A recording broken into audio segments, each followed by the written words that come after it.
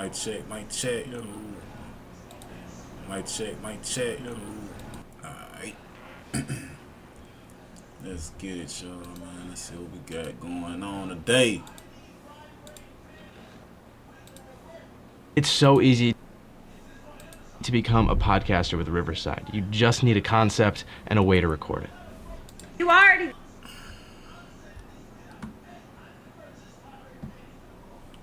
Alright, y'all. We finna get into this Sauce Walka business, man. Let's dive deep into it. Do all that already, so what the even matter? I got you jumped by my hoes. I will put my hands on you, though. But I didn't. You got jumped by my black hoes.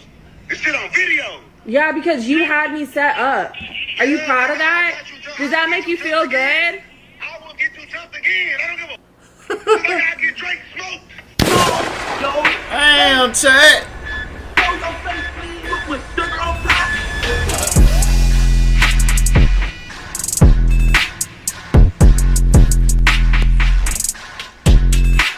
Over some allegations made by his baby mother, but honestly, I don't even think it's allegations at this point, because there's audio, there's screenshots going around, she got receipts, and I want to see how he's going to wiggle his way out of this one, or maybe he's just going to own up to it because he don't care. However he play it, one thing I don't understand for the life of me is this. Y'all know they say hell has no fury like a woman scorned, but also why do these guys get into it with others who they know got dirt on them? Why do these guys continue to get into it with people they know things about them that can ruin their careers, potentially? It just don't make sense to me, but for some reason these guys play that risky game time after time after time. At the same time, they don't give a fuck shit, man. They don't give a fuck what's going on, man. They in it for the moment.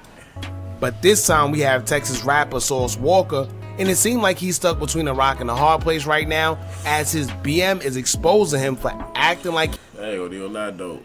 Real shit though. A grown ass nigga wearing barrettes though is absurd, chat. It's very absurd to me. I ain't gonna lie to you. But shit, Sauce Walka go hard though. It's just these barrettes, man. It's kinda, I don't know, man. It's weird though. It's weird. He's rich. However, his bank account says otherwise, as it seemed like he has been borrowing money from the bank. Then on top of that, a new audio has been leaked, where I'm sure it came from her as well, but she recorded Sauce Walka stating that he would get her jumped again or put his own hands on her, and then in the process he takes it a bit further and says that he would get Drake. Hey, one thing though, he the only nigga that can pull this shit off, man. I swear. Like, I don't see nobody else can do this shit. Oh God, like this shit kills. But he go hard though. Car shot up. Sheesh. Then in another audio, he could be heard on camera saying he don't care and F his own kids. Damn. Now, if y'all know anything about Sauce Walka, he prides himself on being this pimp, having girls make money for him, and oftenly speaks about how much women he got, shows off his baby mother Bambi, who also does explicit scenes with him. So you would think if you out here allegedly having women make money for you, calling yourself a pimp, you would respect the game. Bro. Threatening another man because he smashed your baby mother isn't player. That ain't player. Especially if y'all not even together. So imagine actually trying to unalive someone over someone you're not even with. Damn. Fellas, as I always say, women are the #1 leading cause of death amongst us. And at this... Damn, Sauce, I know you ain't going down like this. This shit terrible, folks. At this point, it's not even their fault. It's due to tender guys who can't stand the fact that women no longer wants them. And then they portray one image in public, but then they move a whole different way in private. Shit. Nasty work, y'all. Shit, if shorty don't want you, there's plenty of other fishes in the sea. You better go get you a fishing rod, you know what I'm saying, a bite, and start throwing that bitch out. Bro, now, like, stop playing. Now, to all people, I would assume that Sauce Walka would be a little more smarter than that, than to be saying something like that over the phone, knowing it's a big possibility that this girl was going to be recorded. Either he didn't care or he just didn't think that she would do that. Who knows? But we're going to get into everything, y'all. But before we do, make sure you hit that thumbs up button, hype the video so we can get into the algorithm. And if you not subscribed to the platform. Now, as you can see, that was Sauce Walka, y'all, being recorded as he's telling his baby. make sure you do so.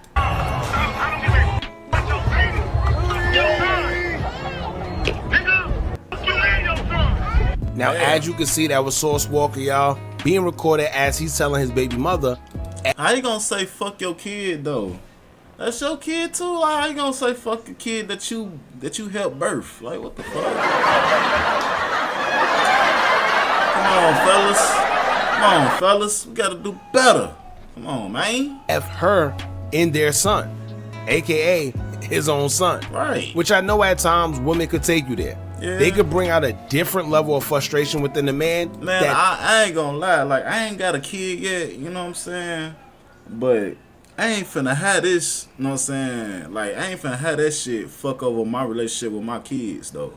You know what I'm saying? Whatever we got going on is what we got going on. But, nah, I ain't finna say fuck kids because I'm mad at you. Nah. We got a bond over here. This is mine. It's like, we got a bond, real shit. Whatever we got going on, we just got going on, you know what I'm saying? We can fix that shit or whatever. But we ain't finna bring that shit in the mixer with the kids. Nobody else can. However, it's never, ever cool for you to say F your own children. Bro. First off, the kid didn't even ask to be born. Then on top of that, what did the kid do to you? Whatever issues you have with that other parent, y'all should take that up with each other. But never is it okay to say F your own kid, no matter what the circumstances are. Now, it didn't stop there neither, because his baby mother Kylie will also expose text messages between her and the Houston rapper, where she says his assistant is asking her for a grocery order while their child is with them. My thing is, though, my fault for stopping it, but shit. You like, man, she thick as hell, folks. She got a fat ass on phone now. Hey, I'm finna go hot down on shorty ass. She thick as hell. I don't give a fuck how she thinking. I don't give a fuck. I don't give a fuck what she do. I don't give a fuck if she got a job or a car. She thick as hell, folks. I'm finna go talk to her, and I'm finna get her number, and we finna get married and have kids. Then later on, she finna fuck me up, folks. She finna fuck me up, but I don't give a fuck, because right now, I want her right now, folks. I want her right now. Showed a screenshot where a grocery list was sent to her, and she captioned it stating, quote, "Then his assistant want to call me and ask me for groceries while they are at his dad's house. His dad doesn't even buy him food while he's with him. Throw them all away." Switch to Tasty Trade and earn up to I gotta $3,000 in shit. commission rebates. I'm a God single damn. mom of a 4-year-old. I'm working a full-time job. I'm on a timeline. Rest. That's a little crazy. Imagine being a whole rapper, flaunting money, while asking for groceries for your child while they are in your custody. But anyway, she will also reveal that she tried to get away from him and run to Dallas, but he just said that he will follow her to Dallas as well, and also shows screenshots of him offering to buy her Chanel bags to avoid her from putting him on child support. However, she will also take it a step further by posting his Capital One account, showing money he borrowed from the bank, and will Damn. put his finances on blast. Damn. She posted a screenshot showing he has an auto loan for about $16,000, along with only $3,300 in his checkings account and $136 in his savings. She captioned the picture as she would state, quote, Damn. "Mind you, doesn't he claim he's the richest in Houston? But yet, this is his bank account." Now, to his defense, y'all, I would say this. This screenshot don't mean anything. I was just finna say that this screenshot really don't mean nothing. That's just what he have. Like, it's a difference. Like, the name Sauce Walka, his brand, he probably got a whole lot more money than that. That's just what he got, you know what I'm saying, what he has. You know, that ain't shit. And I say that because we don't know if this is his only bank account. That's what I'm saying. Which I'm sure it's not. Right. And we don't even know what type of vehicle he has the auto loan out for. However, a lot of people take out loans to pay for cars as a means to boost their credit and or to establish trust within that bank. And let's be real, y'all. I know it's entertaining, but do I think Sauce Walka only have about 4,400 in total to his name? No. Right? Let's be real. So I think with this one, she tried to reach a little bit, but I'm sure most people are smart enough to understand that most people have more than one account. And also, I mean, you know, typical women shit. Motherfuckers just trying to expose them. You know what I'm saying? You know how that shit go. use certain accounts for certain purchases and things of that nature. Like me, for instance, I personally have a credit card specifically for subscriptions only and stuff that I know I have to pay every month, and I use that card only to pay them off on auto pay, which will help build your credit. Quick little tip for y'all out there, but a lot of people do it. Anyway, here's where it get a little crazy, right? Because Kylie will also reveal a conversation between her and Sauce Walka where he threatens to have Drake's car shot up. Y'all check this out. I'ma handle y'all. It's that simple. I don't give a what the consequences is. Why? Yeah, you handle me. You already handle me. So what the matter? You already put your hands on me. You already do all that already. So what the even matter? I got you jumped by my hoes. I will put my hands on you though, but I didn't. You got jumped by my black hoes. It's still on video. Yeah, because you had me set up. Are you proud of that? Does that make you feel good? I will get you jumped again. I don't give a. Just like I get Drake smoked, I will get Drake car shot at. Get him. 12, where you at? He already sending death threats. Where you at, 12? Get him. What the fuck? Nobody come out. Okay, you need to calm down. No, I don't need to do nothing. Yeah. And the irony of this all is this, right? Just like a month or so, maybe a little more than a month ago, we seen Drake and Sauce Walka in the club together, and many people thought that the little tension and feud that they had from before was over. But I guess not. And this is why they say you can't trust everybody, because just think, a couple weeks ago they was in the club dapping it up. Fast forward to now, we hearing that this man is threatening to have this man's car shot up all over a female. Crazy. And to be honest with y'all, some people are surprised, but y'all also have to remember that Drake is affiliated with Mob Ties, and I think we all already know the tension between Sauce Walka and Mob Ties that's been going on for the longest. Yeah, you just said that it wouldn't be no Drake without Houston. It wouldn't be no Drake without Houston. Okay, so at the time, why did Drake not? And still to this day, why did Drake not have no bunch of records with Houston artists? You didn't doing that with Atlanta. If you love Atlanta, and he got it's 7, 8, 9, 15 artists that you got songs with in Atlanta. Because why? Yeah. Not only does you know that the city of Atlanta was gonna look at you weird for not doing that, look at you and feel a certain type of way by you not making those songs and making those moments with that city, but you knew that it was also beneficial for you as an artist to make music with these songs, because the leveling of stardom and momentum, it feeds each other, versus you feel that I'm just the A-side artist that's lifting up this musician. But as far as the city of Houston, you looking at it for the market share. All of these country people in Houston, they got all of this land, all these clubs, all these women, all these people in these big arenas and events that's going on, but they don't have a large community and representatives of people that are knowledgeable about the music industry, that have resources that can say, hey, y'all been around this artist and you helped them, you was in the studio when they was making that song, you told them to add this and this on the hook, you get a couple writer points for that. Or you was up in there when you made the beat, you supposed to get, okay, y'all was in the, you brought him to Houston and you took him to this club and you took him to this hood and you introduced him to Charlamagne. It's a feature in the song come behind that. In every other city, it's a long list. California, it's a long list of artists from the Bay all the way to LA. They got Drake's songs with Drake. So how did Drake love Houston so much at that time and not have music with artists that you are uplifting from this community? Hey, I ain't gonna stunt. Sauce says he is speaking some facts though. Bro, he always say, Drake always say Houston, Atlanta, Vegas and all that shit, but never, you know what I'm saying, put people from Houston into his shit. Oh. Yeah. Me, I don't care. It's bigger than me. I didn't care about the song with me. Making a whole lot of sense to me. You know what I'm saying? But what I would like, from then to now, Travis Scott is the only rapper that still got a song with Drake. So I'm really not even surprised that he jumped out the window and said that, but I'm more surprised at the fact that he thought it'd be wise to say something like that over the phone, because I thought Sauce had a little more sense than that. Right. I'm also more surprised that he said that knowing that just a couple of weeks ago, these two was in the club dapping it up. But not only that, this is the same man that prides himself on having a bunch of women, having the women work for him allegedly, and promotes the pimping narrative. So why would someone like him be pressed if their baby mother got smashed by another man? It just happens, but especially if y'all not together. So you willing to crash out over some cookie that ain't even yours? Crazy. But they always say, man, be the ones acting like they don't care about these women the most. That's his baby mama shit, I guess, chat. At the end of the day, that's his shit. You know? nobody coming in ramshacking and his shit.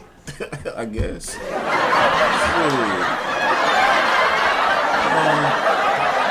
It's illegal to drive without car insurance in almost every US state, but there's one thing you could try pretty much any time if you want to save money. So I found this website, and look at the difference. $159 a month. I thought this was the best. Now take. Yo, man, we finna go into some Tay-K, man. Let's dive deep into it. Tay-K thinks he's getting released soon. Now, for people who don't know who Tay-K is, he's one of the biggest crash out stories in rap. And back in 2017, he went viral with a song called The Race, a song he made while he was literally on a run from the police. And that's what made this entire story so crazy. Because to the internet, Tay-K became this teenage outlaw figure. He was young, he was rebellious, he was reckless, and he was a criminal, right? A bunch of rappers were shouting him out. People were yelling, "Free Tay-K." And for a lot of people online, the whole thing almost became entertainment. But the reality behind all that was way darker. This wasn't just some rapper going viral because he said something controversial or because he had a hot record. This was a teenager facing real criminal cases, real victims, real families behind his name, and consequences that were going to follow him for the rest of his life. And recently, Tay-K's name started going viral again. Yesterday, one of his family members posted a clip where it sounded like his lawyer was on a phone saying everything was set and final and that more details would be coming in the next few weeks. Then in the background, you can hear somebody asking what details he's talking about. And Tay-K's sister appears to say something along the lines of, "Your son is coming home," talking about her brother.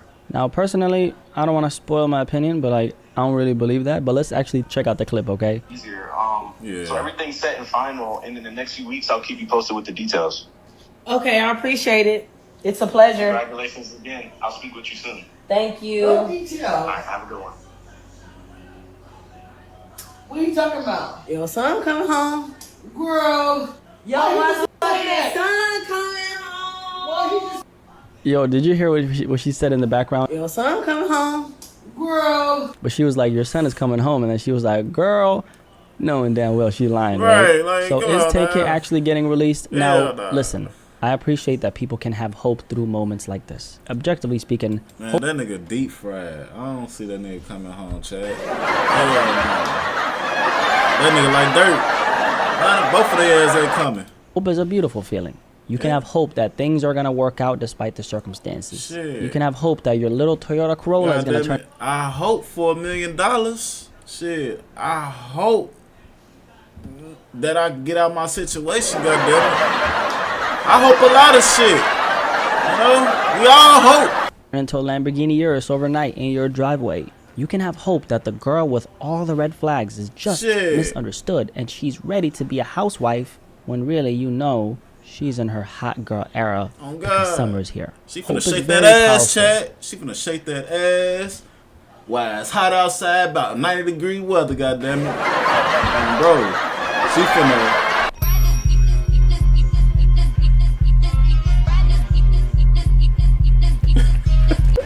Oh, bro, she finna go crazy. But all jokes aside, when we're talking about Tay-K specifically, this is where we have to separate hope from reality. Because after I saw this clip, I was very curious. So I went straight to the Texas Department of Criminal Justice website. I searched Tay-K's government name, and according to the official prison record, nothing has changed. Alright, so right now we're on the Texas Department of Criminal Justice website, and as you guys can see, inmate information details right here, and that's Tay-K's government name. Race, black, gender, M, man, age 25. Maximum sentence date, 2099, August 8. Okay, and he's currently locked up in a... Damn, 2099, boy. Shit.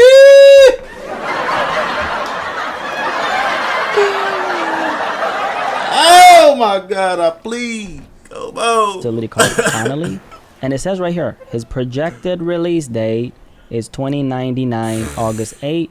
Parole eligibility date, 2049. Okay, August, looks like August 7th. Okay, so Tay-K, like nothing has absolutely changed here. He's still gonna be behind bars from what we can see. However, right here it does say information is provided, or information provided is updated once daily during weekdays and multiple times per day on visitation days. So right now, as I'm recording this, it is actually a Saturday actually. So maybe on Monday, this is gonna change. It's gonna say, I don't know, 20, you know, might say 2095 or something. I don't really know, right? So I guess we'll see. But right now, the information on the Texas Department of Criminal Justice, okay, According to their inmate information details, nothing has changed. So that's what it is. So is he getting released anytime soon? Well, according to the official record, which basically says, he's not, okay? That boy's still very much in prison, and he's going to be in prison for a little while. Now, could there be something happening legally behind the scenes? Maybe.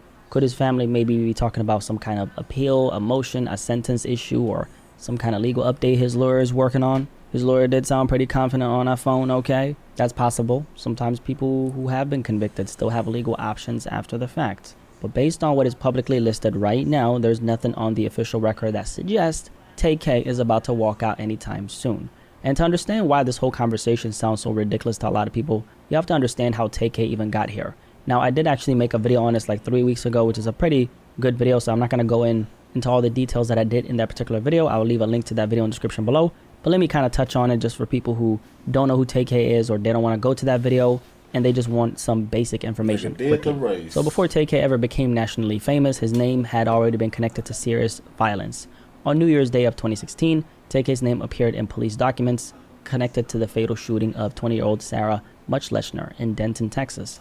Sarah had been driving her friends home after a New Year's Eve party. She was the designated driver, okay, the DD, that particular night.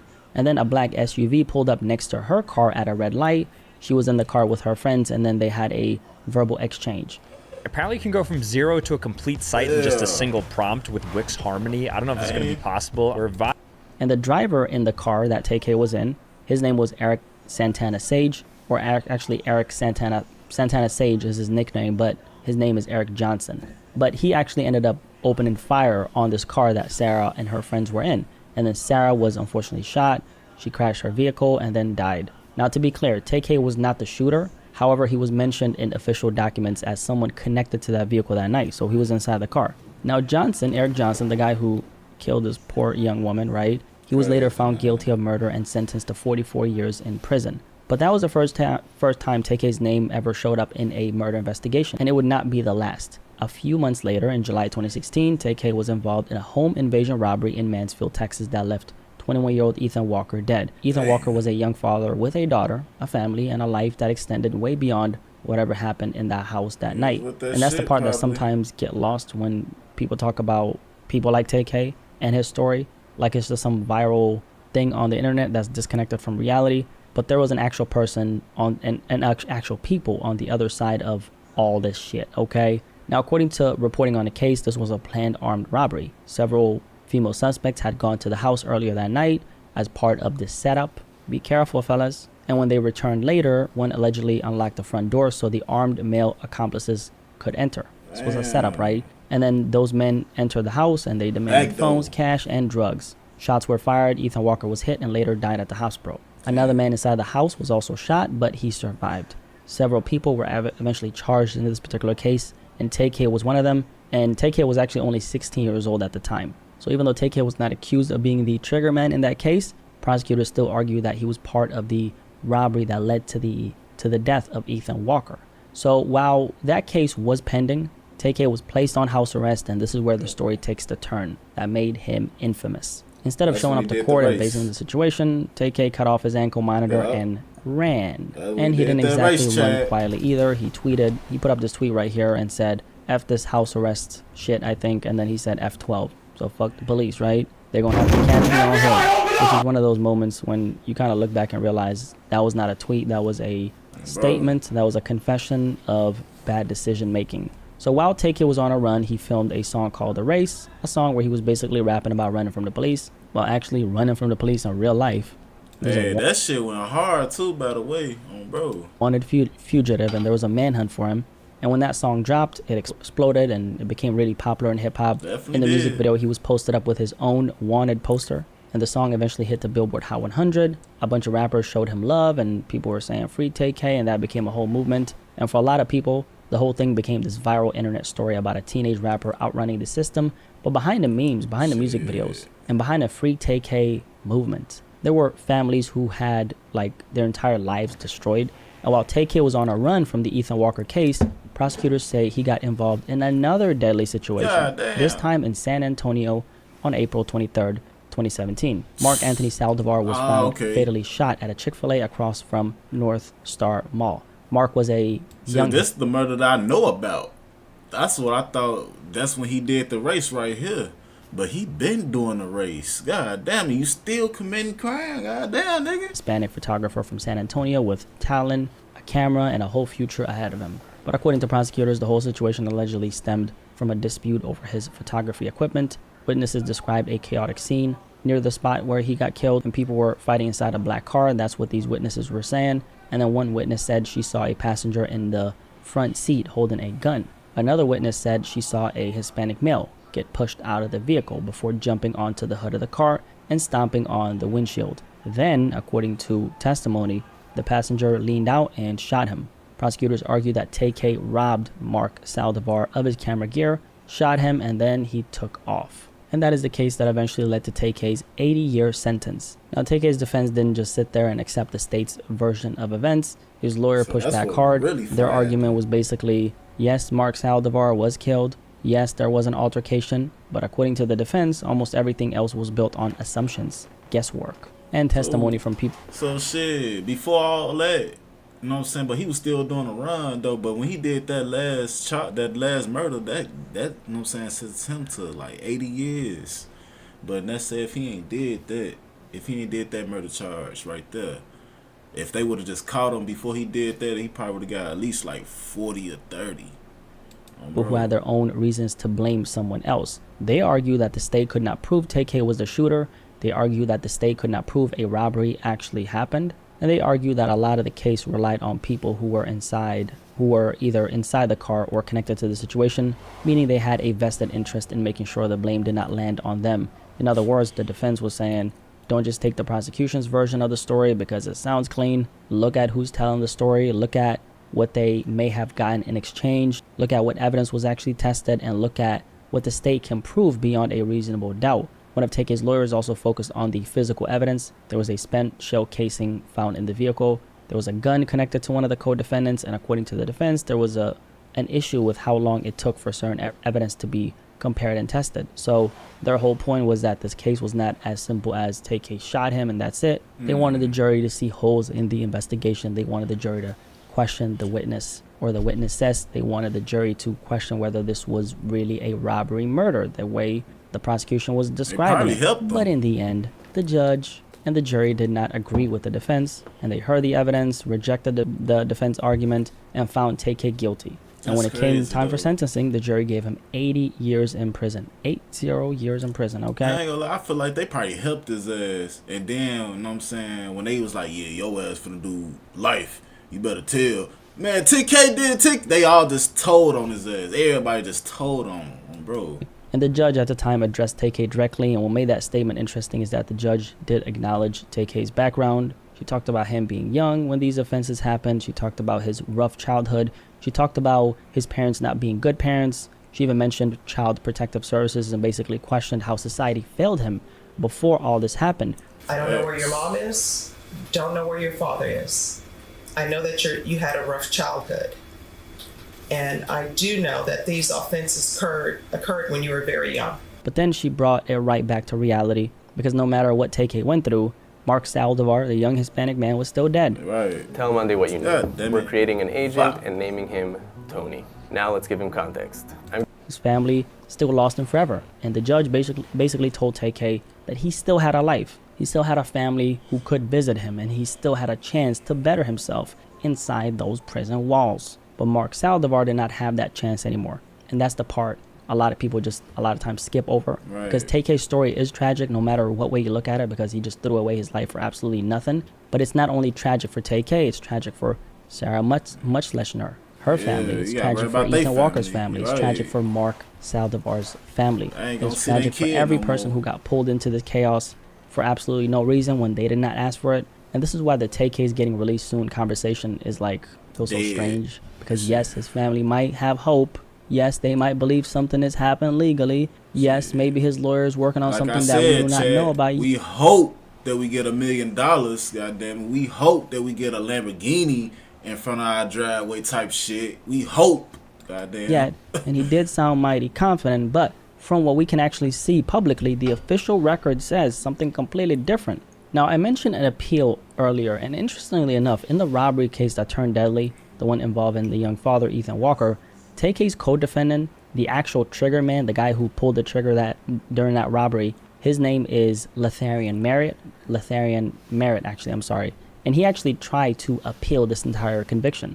Now, Merritt was convicted of capital murder and sentenced to life without parole, and he took his case all the way to the Texas First Court of Appeals. His argument was that his post-arrest statements should have been thrown out because the arrest warrant allegedly lacked probable cause. He also argued that the affidavit used to arrest him left out important information, specifically that a key witness had lied to police. The court rejected his arguments and affirmed the conviction, life without parole upheld. Shit. So he's not only that, you do shit in Texas, that's automatic life. Shit, your ass cooked. In a state where he's at. So when people wonder if an appeal can magically undo everything, that's a reminder that appeals are usually a very, like, just an uphill battle. They can happen, and sometimes they matter, and sometimes they can work, right? But they're not the same thing as somebody suddenly being released. So if Tay-K thinks he's getting released from prison soon, or his family thinks he's getting released soon, the question becomes, based on what? Right. I'm Michael Jackson. Based on what? You feel me? Because unless something major changes legally, Tay-K is not walking out anytime soon. It is what it is. And honestly, that's what makes this story so wild.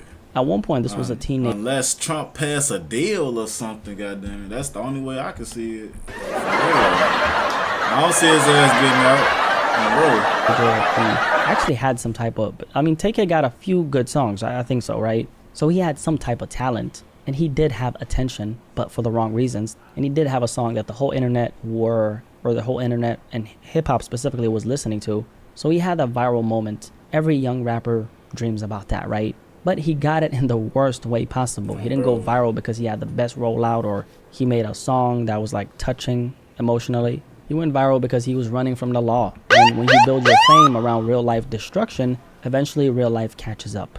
So the internet can turn anything into a joke. The internet can turn a fugitive into a meme and put him on a pedestal and whatnot. The internet can turn free Tay-K into a trend, but a judge is not a comment section. A courtroom is not Twitter, okay? And prison time does not disappear just because people online fuck with the song. It is what it is. Shit. So maybe his family has hope, and maybe Tay-K himself... Or when you young as hell, like 16, they don't give a fuck. Shit, you did that shit 16, you still did it. Your ass got life, nigga. Believes there's still a way out, but according to the official record, Tay-K's freedom is still extremely far away. And unless something major changes, this is not a he's coming home soon story, okay? Like, it's not gonna happen. This is a reminder that the choices you make as a teenager can follow you for the rest of your life. Now, this kind of reminds me of another situation we've been talking about, which is the Sean Gathright story. And obviously, there are differences here. I mean, Sean, from what we know, was never really about that life and practically had everything going for him. Tay-K, on the other hand, came from a much more unstable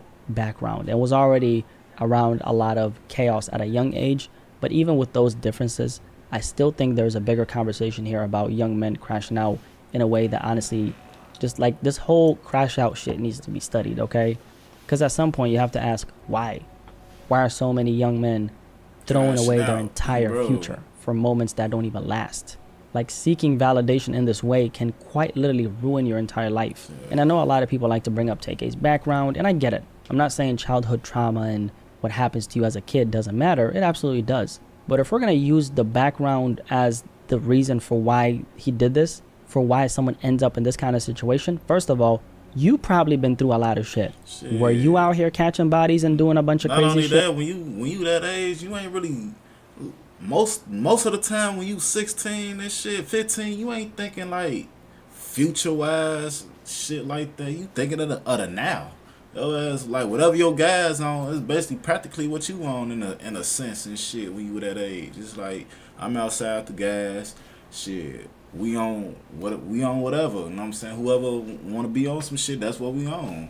You know what I'm saying? That's just how it is when you outside in a black community.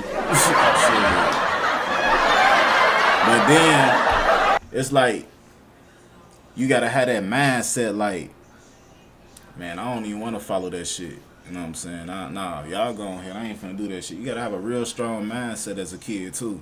You know what I'm saying? Don't wanna be no follower. Bro. No. Also, how do we explain someone like Sean Gathright? because Sean wasn't raised like Tay-K. He wasn't known as some hard street dude. From the outside looking in, he had a lot going for him. He was a sweet little boy, right? And yet he still ended up in a situation where he was sliding, and he basically threw away his entire life. So at some point, I feel like people make too many excuses when it comes to this crash out mentality, because no matter what your background is, throwing your life away is still throwing your life away. I mean, imagine being in your 20s and realizing that you might never, actually, you'll never be out, which means you'll never go to the beach again and touch sand with your feet. You'll never travel to the places you always wanted to see. Shit, you can't even, you know what I'm saying, talk to your girl. You can't even get no girlfriend. You can't do shit. You can't make no money. You can't do shit. You'll never wake up and just decide to go somewhere. You'll never sit in your own car, never build a normal family life, never experience basic freedom again, no matter how you look at it. That is devastating, right? But then again, these are not simple mistakes. We're not talking about forgetting to pay a parking ticket or cussing somebody out in public because they called you a bitch or some shit like that. We're talking about situations where people lost their lives. So as sad as it is, imagine being able to build anything just by thinking about it. Meet Base 44. To see a young man throw his life away, it's also important to remember that there are families on the other side who lost somebody forever. And to all the young crash outs out there who are thinking about sliding, hitting a lick, robbing somebody, or doing some stupid shit for a few bands, my message to you is this. Keep in mind, that's basically how Tay-K's life changed forever in that robbery case where he was sentenced to 55 years behind bars. He quite literally, and this group of people, they quite literally had the mindset of, oh, we're gonna go in here, we're gonna rob them and, you know, get some money and drugs, whatever, right? That's what they were thinking. But the part a lot of people don't understand is this. You don't always have to be the person who pulls the trigger to end up buried under decades of prison time. If you are present, if you're part of the plan, if you're participating in the crime and somebody dies, my fellow YNs, you'll get the time. The law can and will still come down on you like you did it yourself hard because you were part of it. So technically you did it, right? And that's exactly why these situations are so dangerous because, man, I look at it like this. Your ass planning, you know what I'm saying, to do some shit like that, rob somebody. You ain't planning on killing somebody, but you was robbing them. Why the fuck you kill them then? You should have, know what I'm saying, like, shit don't go as planned. That's how it be. Bro. What starts as, yo, we're about to hit a lick. Like, you don't rob motherfuckers. A body, somebody dying, somebody dead. You don't know Families what you destroyed, doing. and a teenager spending the rest of his life in a prison cell. So many young lives were ruined in this entire process. And for what? Absolutely nothing. Now, is Tay-K getting out soon? Well, if I was a betting man, I would bet against it. Actually, I would quadruple bet against it. Because according to Tay-K's inmate information, he is eligible for parole in 2049. By that point, Tay-K would be around 49 years old. And his projected release date is listed as 2099. That would make him 99 years old by that point. Now, is it biologically possible for a human being to live to 99? Of course. People live to 99. Like, that's a thing. People live to 100. It happens. But are we really betting on Tay-K living to 99 years old behind bars? I don't think nobody live 100 years old in jail. I don't think so. Because the conditions in jail, you definitely not finna live that long. Because you eat differently. You poor food, you ain't got no nutrition, no none of that shit. You know what I'm saying? You eating kind of slop. So most likely you ain't living up to no 100. Hell nah. Especially with prison food, prison stress, prison politics, and just the overall reality of being incarcerated for that long. I don't think that's very likely. Yeah. However, like Justin Bieber once said, I will never say never. Tay-K, this for you. I will fight to forever. But the point is, when your projected release date is a year where you would be 99 years old, that is not a release date you celebrate. That is basically the system telling you you might technically still have a release date, but your life as you knew it is over. And we will get that sweat equity out of you. If you made it this far, drop a like on this video, and of course subscribe if you're new here. My name is Black Speaks. Nice to meet you. Yeah, that nigga, man. I feel sorry for Tay-K, but he did it though. What if building your brand felt less like work and more like magic? One of the craziest Alright, y'all. y'all know, J.I., All-Star J.I., he shot Ben 10 and shit, paralyzed him. We got more details on it. That's dope. Defense cases has completely backfired on Detroit rapper All-Star JR after he was already indicted by the feds for being a felon in possession of a firearm, even though the gun wasn't his. But now the state of Texas is charging him with shooting NBA 10 and basically spinal tapping him, leaving him permanently paralyzed. All-Star JR gets charged again in NBA Ben 10 shooting for aggravated assault causing traumatic brain or spine injury. This is one of the photos from the shooting. Somebody would say Ben 10 is telling how come he is not arrested for That's what I was just robbery, finna say. because the whole thing was started because I was just finna say that shit. Like, honest, okay, boom. He shoot him, okay. He go to jail. All right, he a convicted felony. All right, he ain't supposed to have a gun. Cool, he was defending himself, but still. All right, he go to jail. But what about Ben 10? That nigga convicted felony and he was trying to rob his ass. And then on top of that, he got shot a couple of weeks later. Nobody ain't talking about that shit. Why he ain't getting arrested? Of him. If everything is on camera and nobody is telling on each other, he ain't getting arrested. Everybody should be in jail, especially Everybody, Ben Ron, right. because JR was defending himself. Everybody should go down. I'm not for gonna this go shit. ahead and say NBA Ben 10 is snitching, but it's very weird that it is captured on video. And I have the affidavit, the new affidavit that just came out, that details everything from the Houston police's point of view. And now we have confirmation as to who the gun came from. Quick pause, because this might actually help you out. If you've ever needed access to your money or your current card, people like... Now, if you blinked, you probably missed it. That's how much wiggling went on. He wiggled. Now, if you blinked, you probably missed it. That's how much wiggling went on.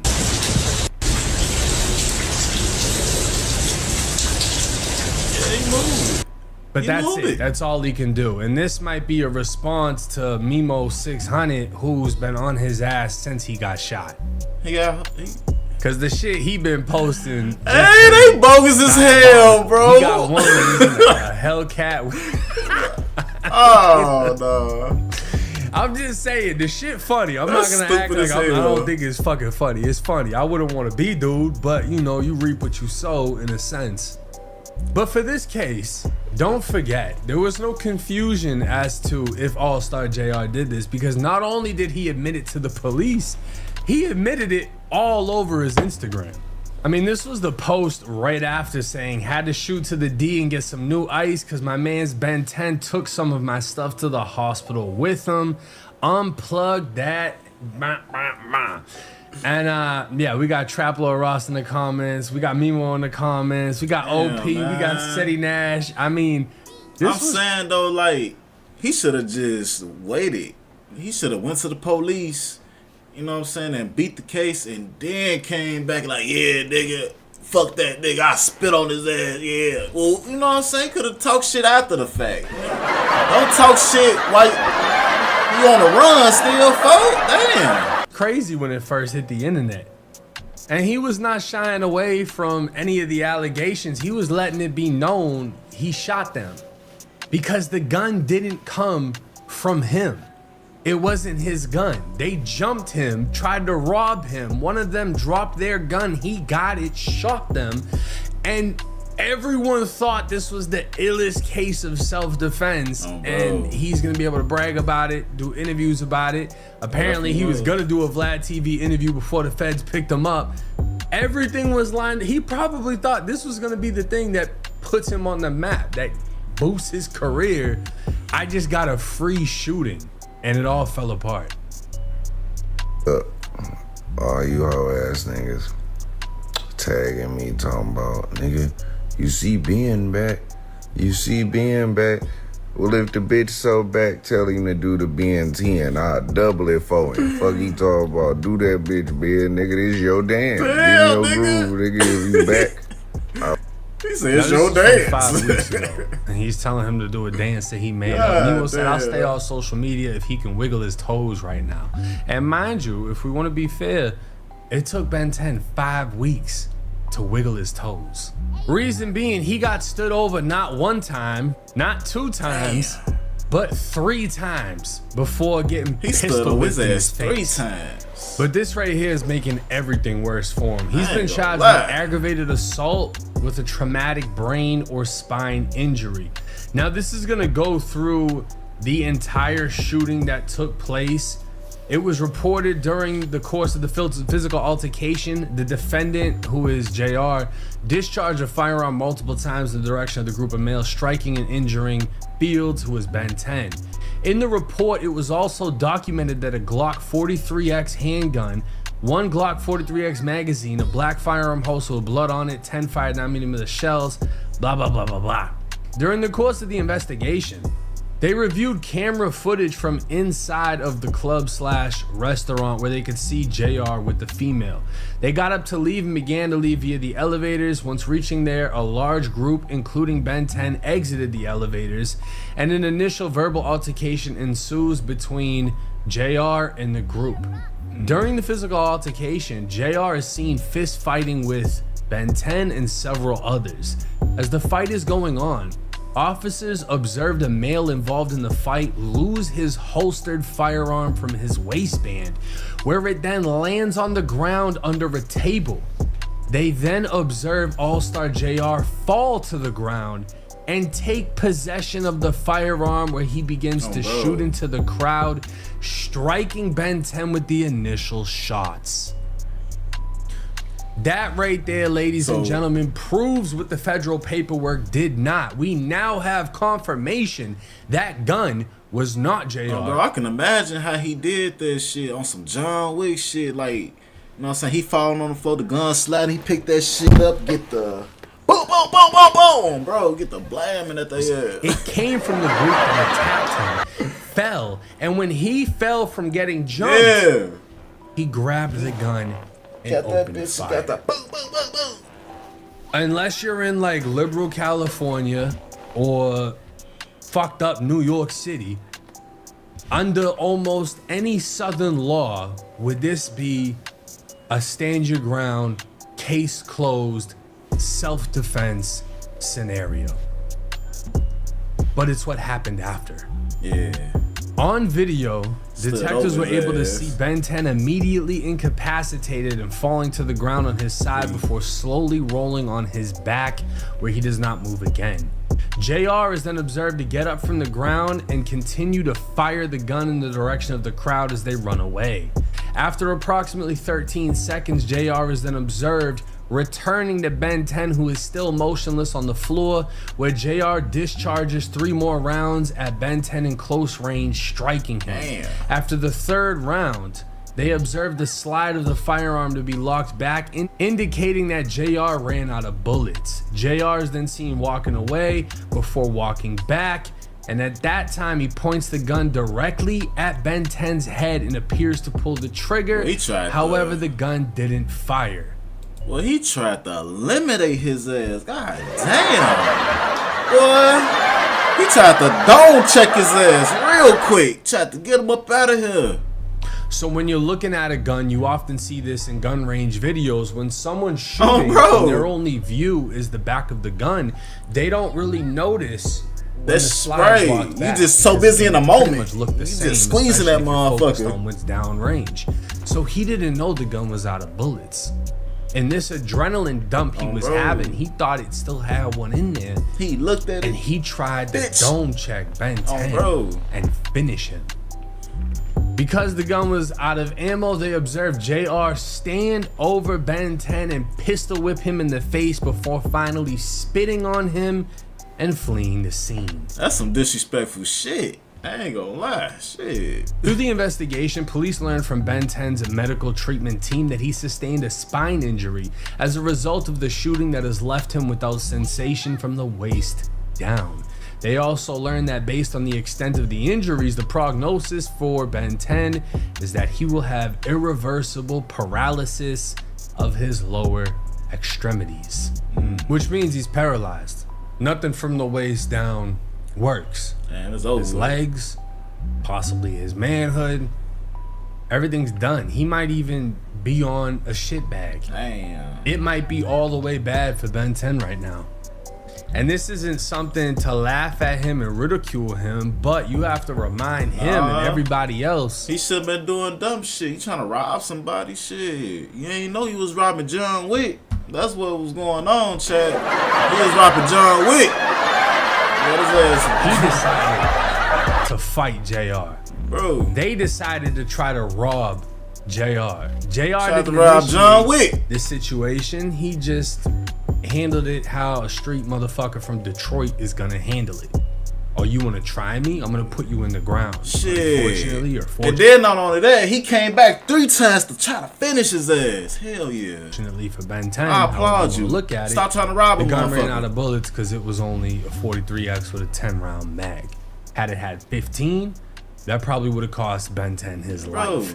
Now, I looked up the specific charge, right? Because aggravated assault under Texas law is normally a second-degree felony, punishable by 2 to 20 years in prison. But the enhancement of a traumatic brain or spinal injury takes that punishment and boosts it from 5 to 99 years or life in Texas State Prison. So now, All-Star JR is not just facing 15 years in the feds. He's facing a life sentence under Texas law. And this shit is so cold, right? That's cold. Because when you get your paperwork from the feds, when you've been indicted from the feds, by the feds, that hurts. It's not you versus whatever. It's you versus the United States of America. And let's just say worst comes to worst, JR gets hit with 10 years in the feds, right? After he's hit with the 10, they're gonna transfer him to Texas. And then he has to face this charge. So if he's hit with, let's just say another 10 from the feds, 10 from the state, he's gonna do his federal bid first. He's gonna do those 10 years at 85%. And the day he is released from the feds, he won't be released, he'll be transferred to Harris County, Texas, or directly to the Texas Department of Corrections. And from there, he's gonna start a fresh 10-year sentence. This is the thing, is it's not double jeopardy because you have 2 different entities charging you. The feds and the state are completely different. So if he gets a max 15, or he could even get fucking 3 years in the feds, bro. Okay. He can get 3 years in the feds for the gun, which isn't crazy, right? 3 years, whatever, you take that to the chin. Yeah. And then he could get 50 from the fucking state of Texas. So after he finishes 3, he's gotta do 50. That's how fucked this is. Yeah, that's fucked. This situation just took a turn for the absolute worst. That's bogus as It could hell. not get any worse than this. JR is now fighting for his life, and whatever money he spent on a federal attorney, he's gonna have to double down and do the same shit in Texas. And again, it isn't because the weapon wasn't his and he was defending himself. It's because of the fact at the point he was no longer defending himself. He showed he was trying to kill. So what? He was getting robbed. What you expect? Motherfuckers robbing John Wick. Oh, bro. Stood over a man 3 times, shooting into him until there was nothing left in the gun. Not knowing there was nothing left in the gun, he tried to put another one in his head. And disappointed by the outcome that no bullet fired out of that weapon, he pistol whipped him and spit on him. Then dropped a music video. Then tried to book an interview. Then came up with a new dance. And I guarantee you every single thing I just said is gonna be used against him in court. This is the most backfired self-defense case I've ever seen, where someone was under the complete impression that this is easily won. I'll face nothing for this, and I am absolutely fucking surprised that Ben 10 and Dead End Ron haven't been charged with any assault, with any robbery. They ain't get a charge for After nothing. it's literally been proven they robbed him, they took shit from him, they're on video taking his jewelry. None of them have been charged. And maybe the state of Texas is looking at it like, you already lost your legs, Ron already lost a finger, and all y'all look fucking stupid because technically he put that fire on y'all ass and he got the gun from y'all. So unless the state of Texas just feels sorry for them, I am completely surprised none of them have been charged. But let me know y'all's thoughts and comments in the comments section. Man, that's crazy though. Like, shit, he should never robbed his ass. Shit, I would have stood over his ass too. Shit, fuck him. Shit, who wouldn't do that shit? You getting robbed, shit, you got a chance to, you know what I'm saying, blow that motherfucker down, shit. Who wouldn't do that shit? Leave a motherfucker alone. I wrote a Crazy, podcast solo. No producer, no editor, no tech skills, just Riverside. I get Oh, really? Alright, y'all, we finna get into some Lil Baby, some details about it. Let's go. Really pissed off Lil Baby pulled up with a YouTuber and confronted him about pulling up with cameras and doing a hood vlog in his hood.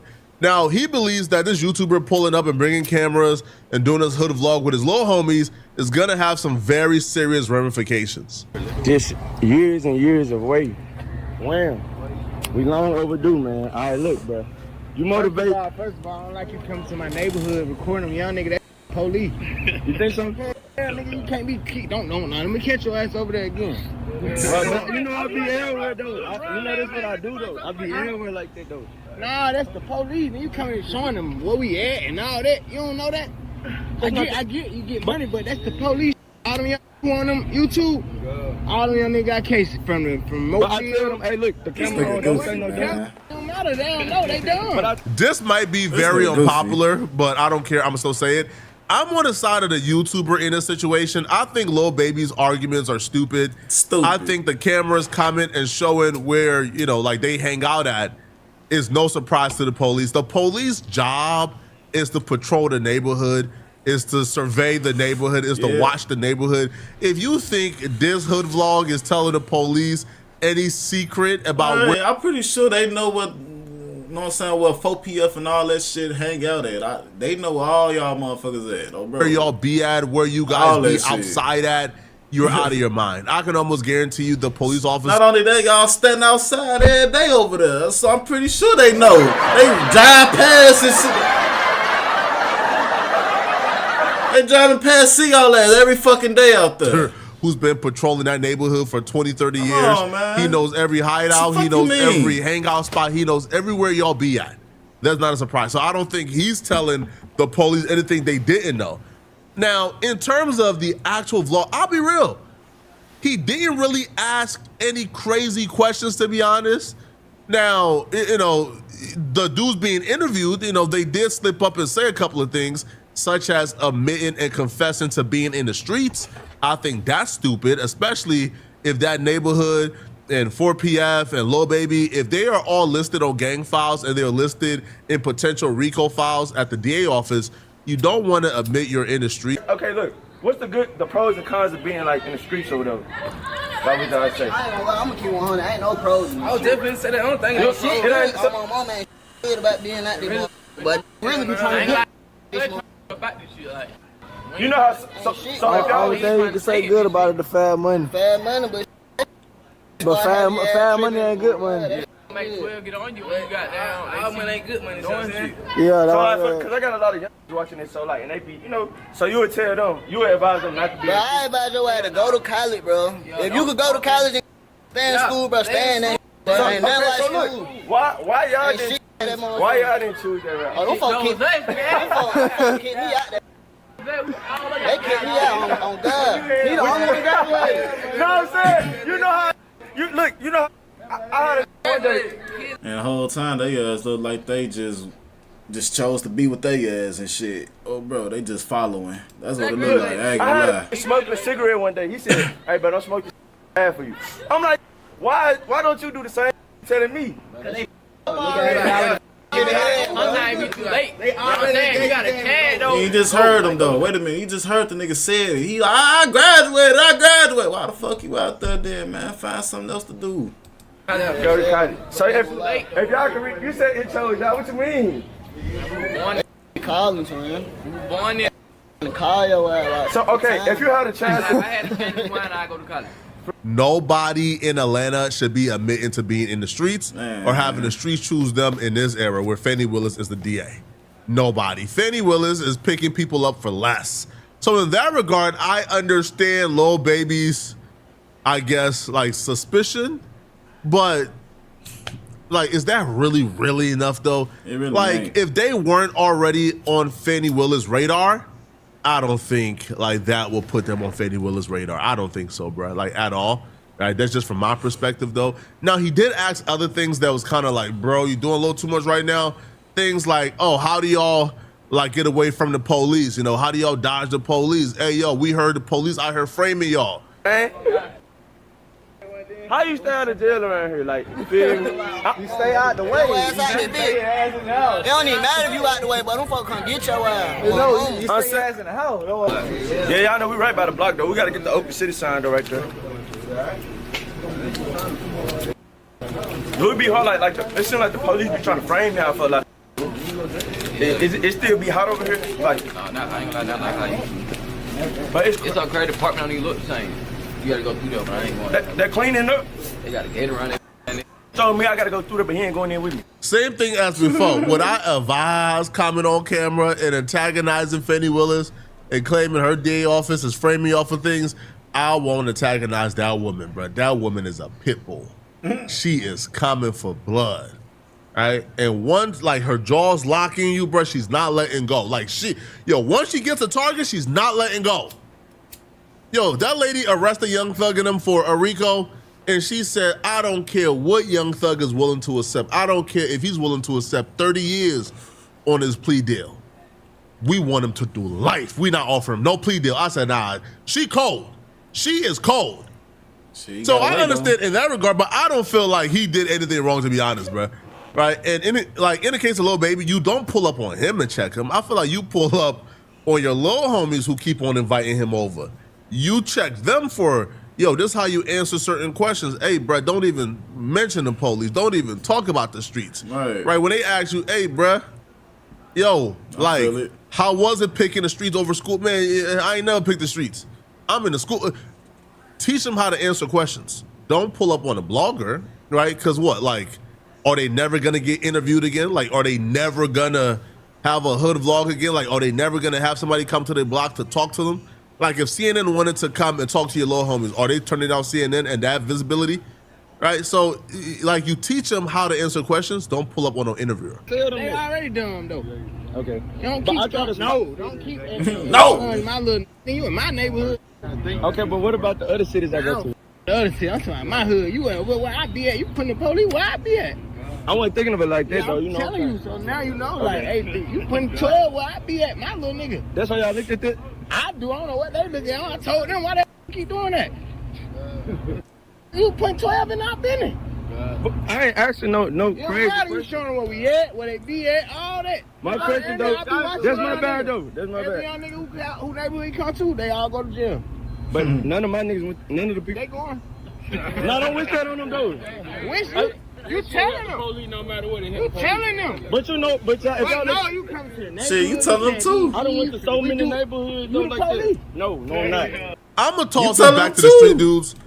Shit, he got a couple of songs, Lil Baby talking about. He ain't got a video on his own block. You think you know what I'm saying, 12 ain't looking at that shit neither? Like, come on. Never been in the street, so maybe. What are we doing? I'm just, I don't know, like confused here. Don't understand. Maybe I'm a square and I'm just in Squareville right now. But are the spots y'all hang out at a secret when you guys are in the hood? Right. Like, are spots that y'all hang out at, or spots that y'all kick it at and chill outside at, are those like secret locations? Are those like unknown? I would think if you are hanging out in a hood, in a public neighborhood where police are driving by, then they would know exactly where y'all are hanging out at. Is it a secret? Let me know in the comment section. When you are hanging out in your hood, or your hangout spots a secret, do you guys go out of your way to protect the location of those hangout spots? Because I don't know, because I'm confused. Now, it'll be one thing if he was like pulling up and like having them, hey, bruh, take me to where y'all trap at. Take me to the drug houses. Take me to where y'all stash the coke at. I could understand in that regard you having a problem with that, because, you know, you making it hot, like you literally showing, hey, bro, we cooking dope in this house right here. I would hope, like, whatever house and stairs they were at in that video, that's not the dope house. That's just the normal crib they just chilling at. I would hope that's the case. But yeah, I don't understand it, bro. I didn't see anything wrong with that hood vlog. I didn't see anything that was police. I didn't see anything that could really get them locked up for 100%. I'm not. I think I'm like, don't record me, bro, because you 12. You don't know so? Somebody, you don't know. I don't ask you no time. No, I'm not. Look, last question. You ain't never let me ask my question, though. Let me ask my question. I'm not. They're trying to rap. No. Okay, look. I ain't even asked my question. I had to tell you that first, because this ain't that. So you say don't pull up to no more hoods? Hell no. Not my hood. Go to your hood. They want to do that. Don't keep going to my neighborhood. You need to get you a space. No, don't need to come to my neighborhood. No, I ain't about no. You saying no? I said interview at your space, not no neighborhood. Shit like that neighborhood. That's like police. The only thing I do is watch it. Oh, that's him. You tell them their name. Say their name. These young done though. They don't know no better. What about Here's another element that makes what Lil Baby is saying really stupid. So the YouTuber is doing a hood vlog and they're passing by certain spots and he's telling them, oh, I heard about this spot and this spot and this spot in your music. So they're literally rapping about where they be at, where the hot spots are, what they hood is, what the apartments is, right? What the hot streets is in their neighborhood is. So they're rapping about this. And the YouTuber who's a fan of their music, including Lil Baby, he walking by these spots, he's saying, oh, yo, where's this spot at? Yo, where the spot y'all say y'all drop off the ops at? Yo, where the spot y'all say y'all got 100 bricks on? So y'all are rapping about these spots in y'all music. You think the police don't see the music? You think the police ain't hear you say, do got dropped off at this street? Facts. 100 bricks came through this street. You think it was the hood vlogger, the YouTuber, who brought this to the world? You know how they be tearing down some apartments? They ever talked about it. It's historic right here. Yeah. This is historic. Nah, this history for sure. I ain't gonna lie, we don't heard. Like back then, we don't heard they try to tear down folks. They ain't do it. Yeah. They can't. They ain't gonna try. Oakland City though. Yeah. So where is Spark Street actually? Cause I heard y'all say Spark Street a lot in y'all song. Hey man, you heard him. Go ahead. Put OG in there. I don't even know y'all like What's up? I been finesse.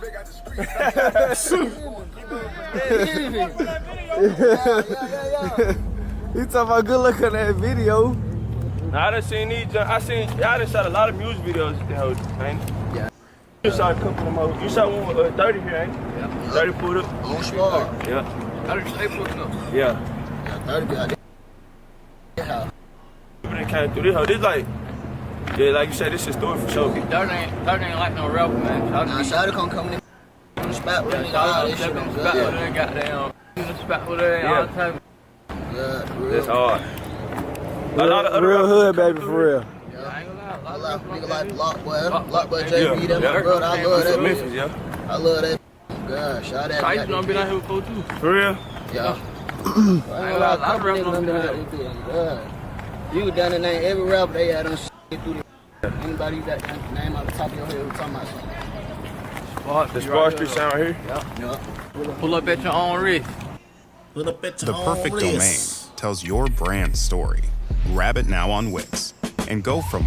Hey, food. I don't know, man. I just think this energy would have been better used towards the little homies. Hey, bro, y'all rapping about our hot spots. Y'all is telling the police where we be at. Hey, bruh, y'all got these folks in our business because y'all talking too much in the music. Hey, bruh, y'all answering these questions like too friendly.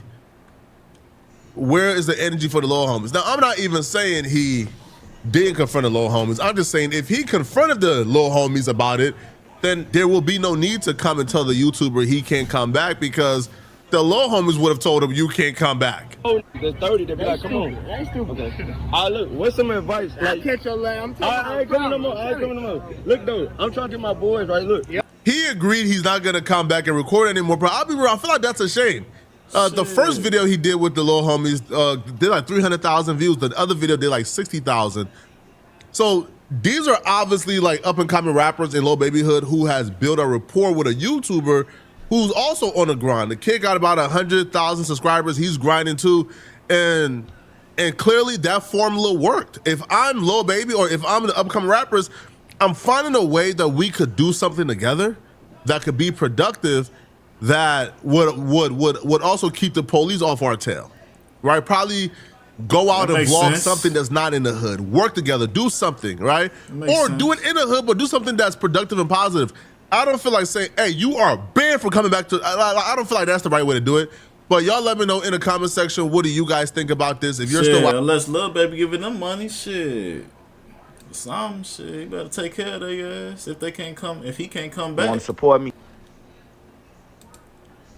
Shit, man. Oh shit, we finna get into some dirt situation, man. Let's get into it.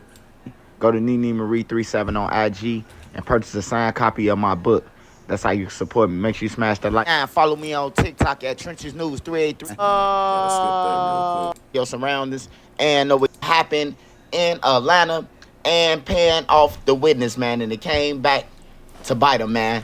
Make sure you smash that like button on that. And we're talking about Big Durk. He had a meeting with some fellow members in Chicago, gang members, and he said they out here killing for likes. It ain't worth it. We got to listen to that and talk about that.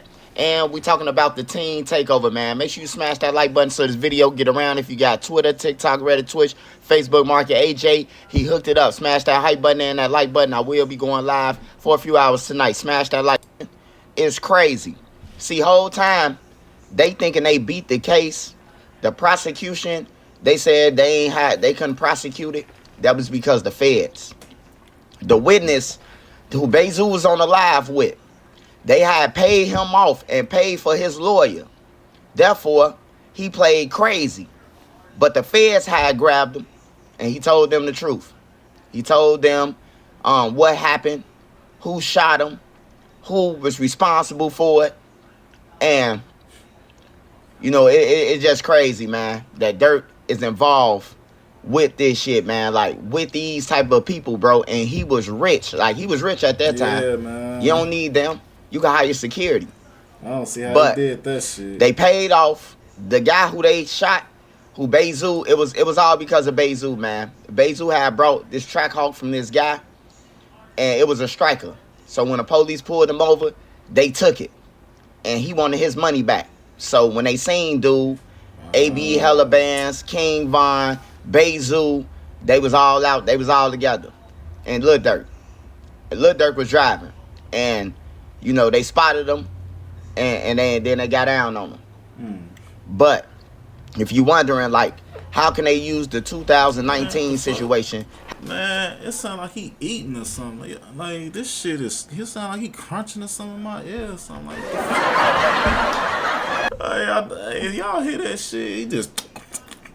What the fuck? How can they use it? You just got to use your head. It's simple, man. I know a lot of people, you know, don't know what common sense mean, but for them to bring up the 2019, if you saying Lil Durk beat it, right? If all the bloggers who holding the Lil Durk nutsack say that he beat the case, right, then they wouldn't be able to bring it back up. You know what I'm talking about? Without a witness. And that's the main thing. The witness that they paid off. Now, there's paperwork out there that you can go and find yourself, because you're going to have to go through a lot of documents, because it's way back. But they spoke on that. The victim that was shot in Atlanta, you know, he was tampered with. They tampered with him. They paid him off. And then he probably told the feds. And the feds just didn't do nothing until they needed to stack the deck of cards. But that's what they doing, man. They stacking the deck on Durk, so he'll never come out. And then all his friends who were jumping around like the smoking monkeys in the video, they the ones who flipped on Lil Durk, bro. They the ones the people who was around him, who know him, who he in videos, who he saying, you know, he do this and he do that. He shot him, man. You better watch out for him. Hey, look, bro, it's going to be hard to beat with a jury, bro, because you confirming on your songs. Even though people say the raps and all that, hey, look, you can tell that to somebody who's slow. But to that jury, they listening to all that shit, man. And if it add up, your raps add up to the crime, you going to jail. But yeah, Lil Durk was just part of that shit. He was just there. Bezu and them seen dude and bailed out on him. They popped him. And they could think that Durk was AB Hella Bands at the time. You know what I'm talking about? Same complexion and everything. They could have thought that it was his hand out the window that was letting it go, you know. But it was cause of Zoo, and to get them out of it, they paid the dude, because they know the dude. He from Chicago. This ain't no stranger to nobody. He known in Chicago. He a scammer and shit.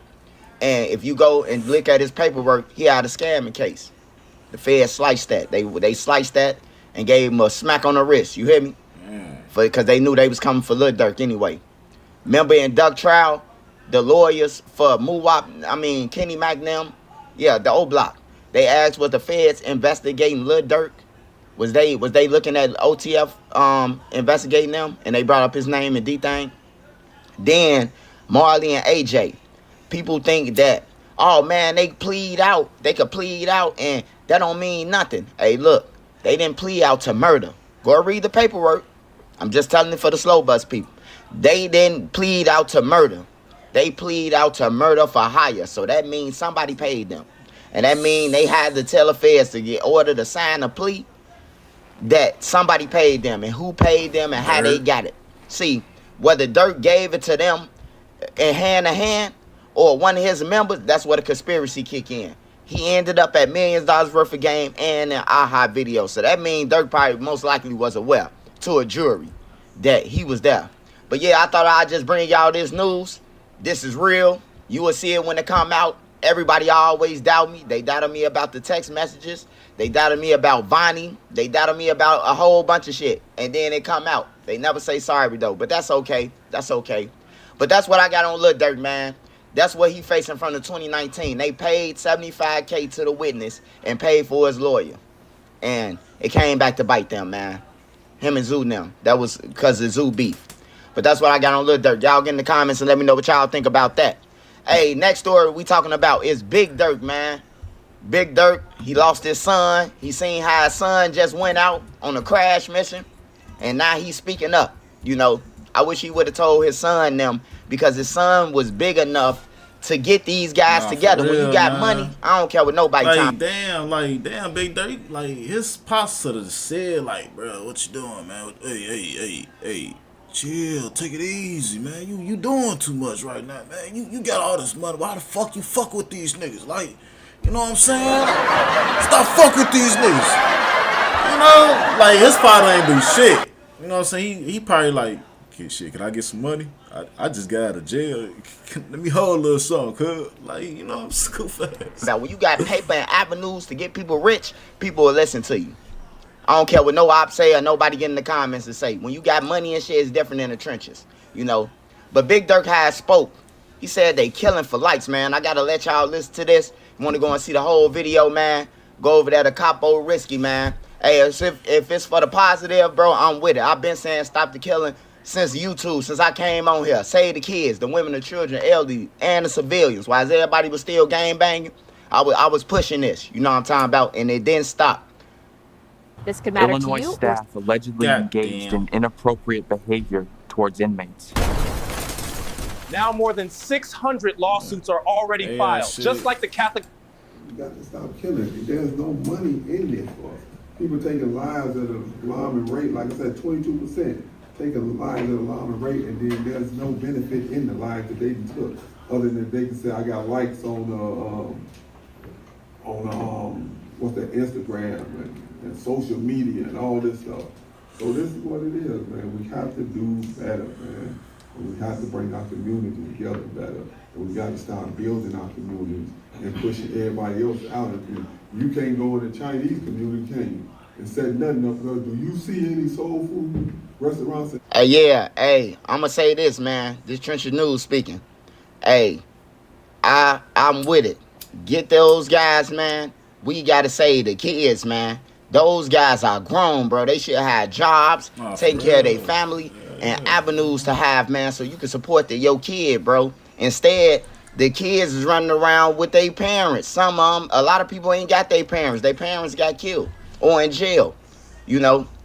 But I think this is a good thing for Big Durk. Like I said, I wish that Big Durk... Shit, you got some of the parents with the kids. Shit, they doing the same shit.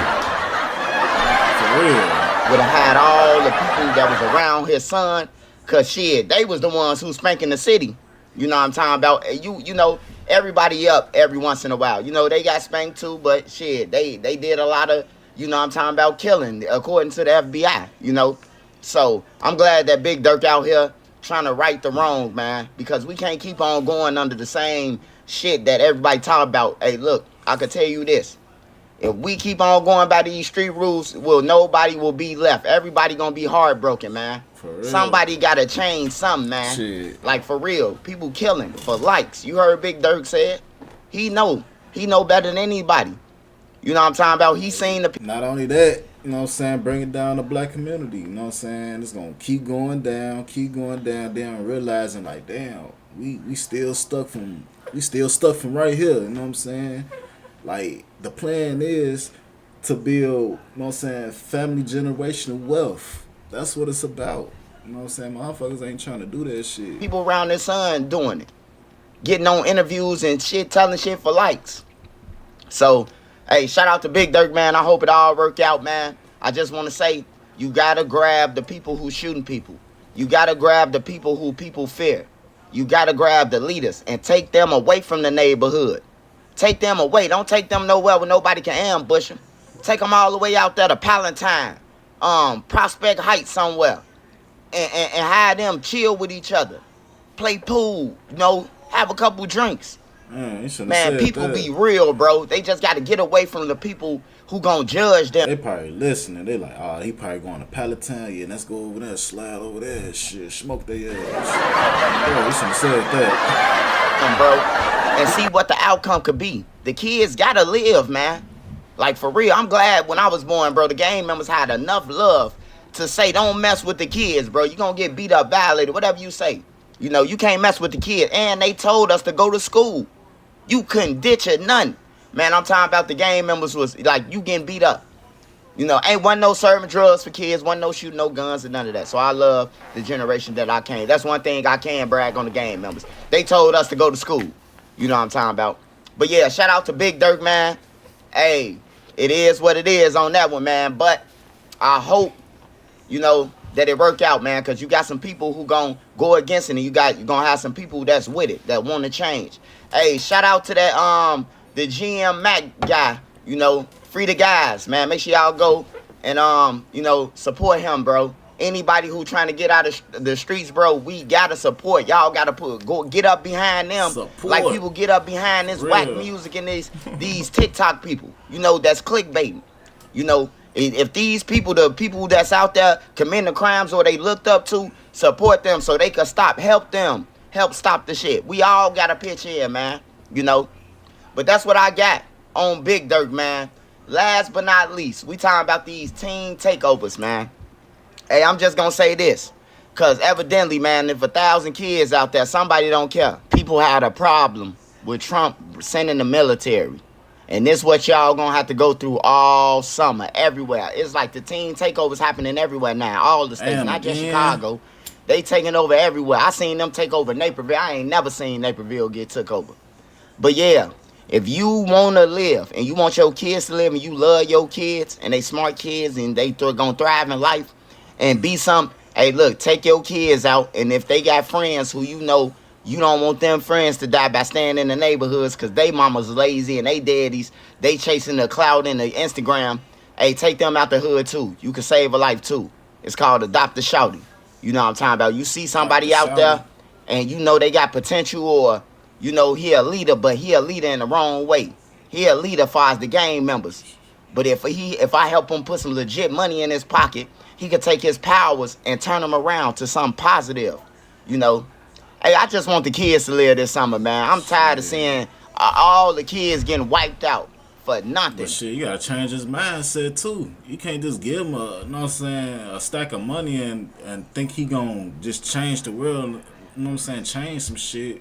No, it start with the mind first, bro. Because nobody's saying something. I know even if they mama or they father ain't there. You telling me what the uncles and aunties, and it's like family ain't nothing, man. Family ain't nothing, man. But the teen takeovers, man, led to 3 people shot yesterday in Hyde Park. Damn. Another takeover was happening on 57 and Lakeshore Drive. It was 1,000 people out there. Police can't do nothing. They wasting resources. And it looked like me that CPD, like I always tell y'all in my videos, they can't save you. They can't save you. They beating up the police, running them over. They doing all type of stuff to the police. They weak. Everybody need to call the White House and burn down the line, man. It's 201 something. Call the White House, Google it. Call them and burn them down, man. Say, we want the military on everything. Now, a lot of people say bad things about the military. They gonna kill. Nah, they ain't just gonna kill people. They gonna stand on posts. on everything. I'd rather have the military here standing around than just seeing people die. Hey, the mayor don't care about the kids because he got a whole detail guarding his house. The governor don't care about him because he a billionaire and he got security. Hey, look, bring in the military, man. Save the kids, bro. We got to save this shit, man. Hey, if you ain't doing nothing illegal, you shouldn't say nothing at all. You shouldn't say nothing at all. If you don't plan on shooting nobody, chasing people down, robbing them, or some shit like that, you shouldn't say nothing at all, man. Get in the comments and let me know what y'all think. Make sure you go and get... I ain't gonna lie, like, he's speaking some real shit, though. For real. I kind of agree with that. Bro, bring the motherfucking military, man. Shit, fuck it. We dying out here, goddammit. Shit. Motherfuckers dying, chat. We have got to the point where literally anybody can build a fully working app without knowing how to code. This is Base 44. Kevin. Yeah, we definitely finna dive in some Kevin Hart real quick. Let's go into it. Hart just pissed off black people again and reignited the hate mob against them. Now, his response, I personally don't have a problem with. I just don't think it was smart at all to do. He came on specifically to respond back to the recent backlash he was getting because George Floyd family has made it pretty clear they not rocking with Kevin at all. And they made it clear during an interview with Lauren LaRosa when they brought up the Kevin Hart roast and they brought up how Tony Hinchcliffe during this roast, as well as other roasts, disrespected George Floyd, made fun of George Floyd, made George Floyd a subject of discussion when, you know, George Floyd was not in the room, and a roast is supposed to be a roast of the people in the room. Now, he made this clear while talking to Lauren LaRosa, and George Floyd family also did an interview with TMZ. Thank you for joining me. I feel like we always have to have conversations around these things, so, you know, I apologize for that, but yeah, I think, you know, sometimes the conversations are needed for people to hear from you guys as George Floyd's family firsthand. So I know you had saw some of the comments that we had made at the Breakfast Club in response to Tony Hinchcliffe and the George Floyd joke that was, you know, said at the Kevin Hart roast. You've done good though, Kevin. The black community is so proud of you. Right now, George Floyd is looking up at us all laughing so hard that he can't breathe. And you wanted to kind of talk a bit about that. So just let me know. Number one, I heard this shit. The shit wasn't even funny. Like, none of the jokes weren't even funny. I'm like, I'm waiting on the punchline. I'm like, this shit is not funny, bro. Like, for real. Did you watch the roast just as a Kevin Hart fan, or like, did you hear about it afterward? I heard about it afterwards, and I understand a roast. Let me just clarify that. I understand a roast, and well, from what I understand about a roast is about what you know, what you joke about that person specifically. So the reason why I felt kind of uneasy is because I was trying to figure out what did that have to do. What kind of punchline was that? Right. Y'all heard me co-sign those sentiments. What a joke. What was the joke of, you know what I'm saying, about that shit? That's why I was listening. I'm like, okay, this shit is not funny. Where's the punchline in it? You know what I'm saying? Shit goofy as hell. When I made my video on the joke, I just thought, like, how many more opportunities do black folks have to give Tony Hinchcliffe to disrespect us? George Floyd was not in the room. It was a roast of people in the room. He brought up George Floyd because he knew what he was doing. He has brought up George Floyd in every other roast he has done. And that's something the family has also touched on. Man, I ain't gonna lie, man. Like, I don't want to get into no conspiracy shit, but real shit, man. I'm starting to, you know what I'm saying, think like, y'all heard this Chad the Builder? You know what I'm saying? I did some content about that shit. You know what I'm saying? He was a racist white guy. He shot a black guy and shit. You know what I'm saying? And then this Netflix special, you know what I'm saying, about this joke shit. Like, I don't know. It's like they trying to push some race war or some shit. I don't know, man. This man keeps on bringing up George Floyd to disrespect him. He has this weird obsession with George Floyd, and quite frankly, I think the weird obsession comes because he understands that it's going to piss off black people, and that's his aim when he does these things. He wants to piss off black people. You know, he can't thrive without us. He wants our reaction.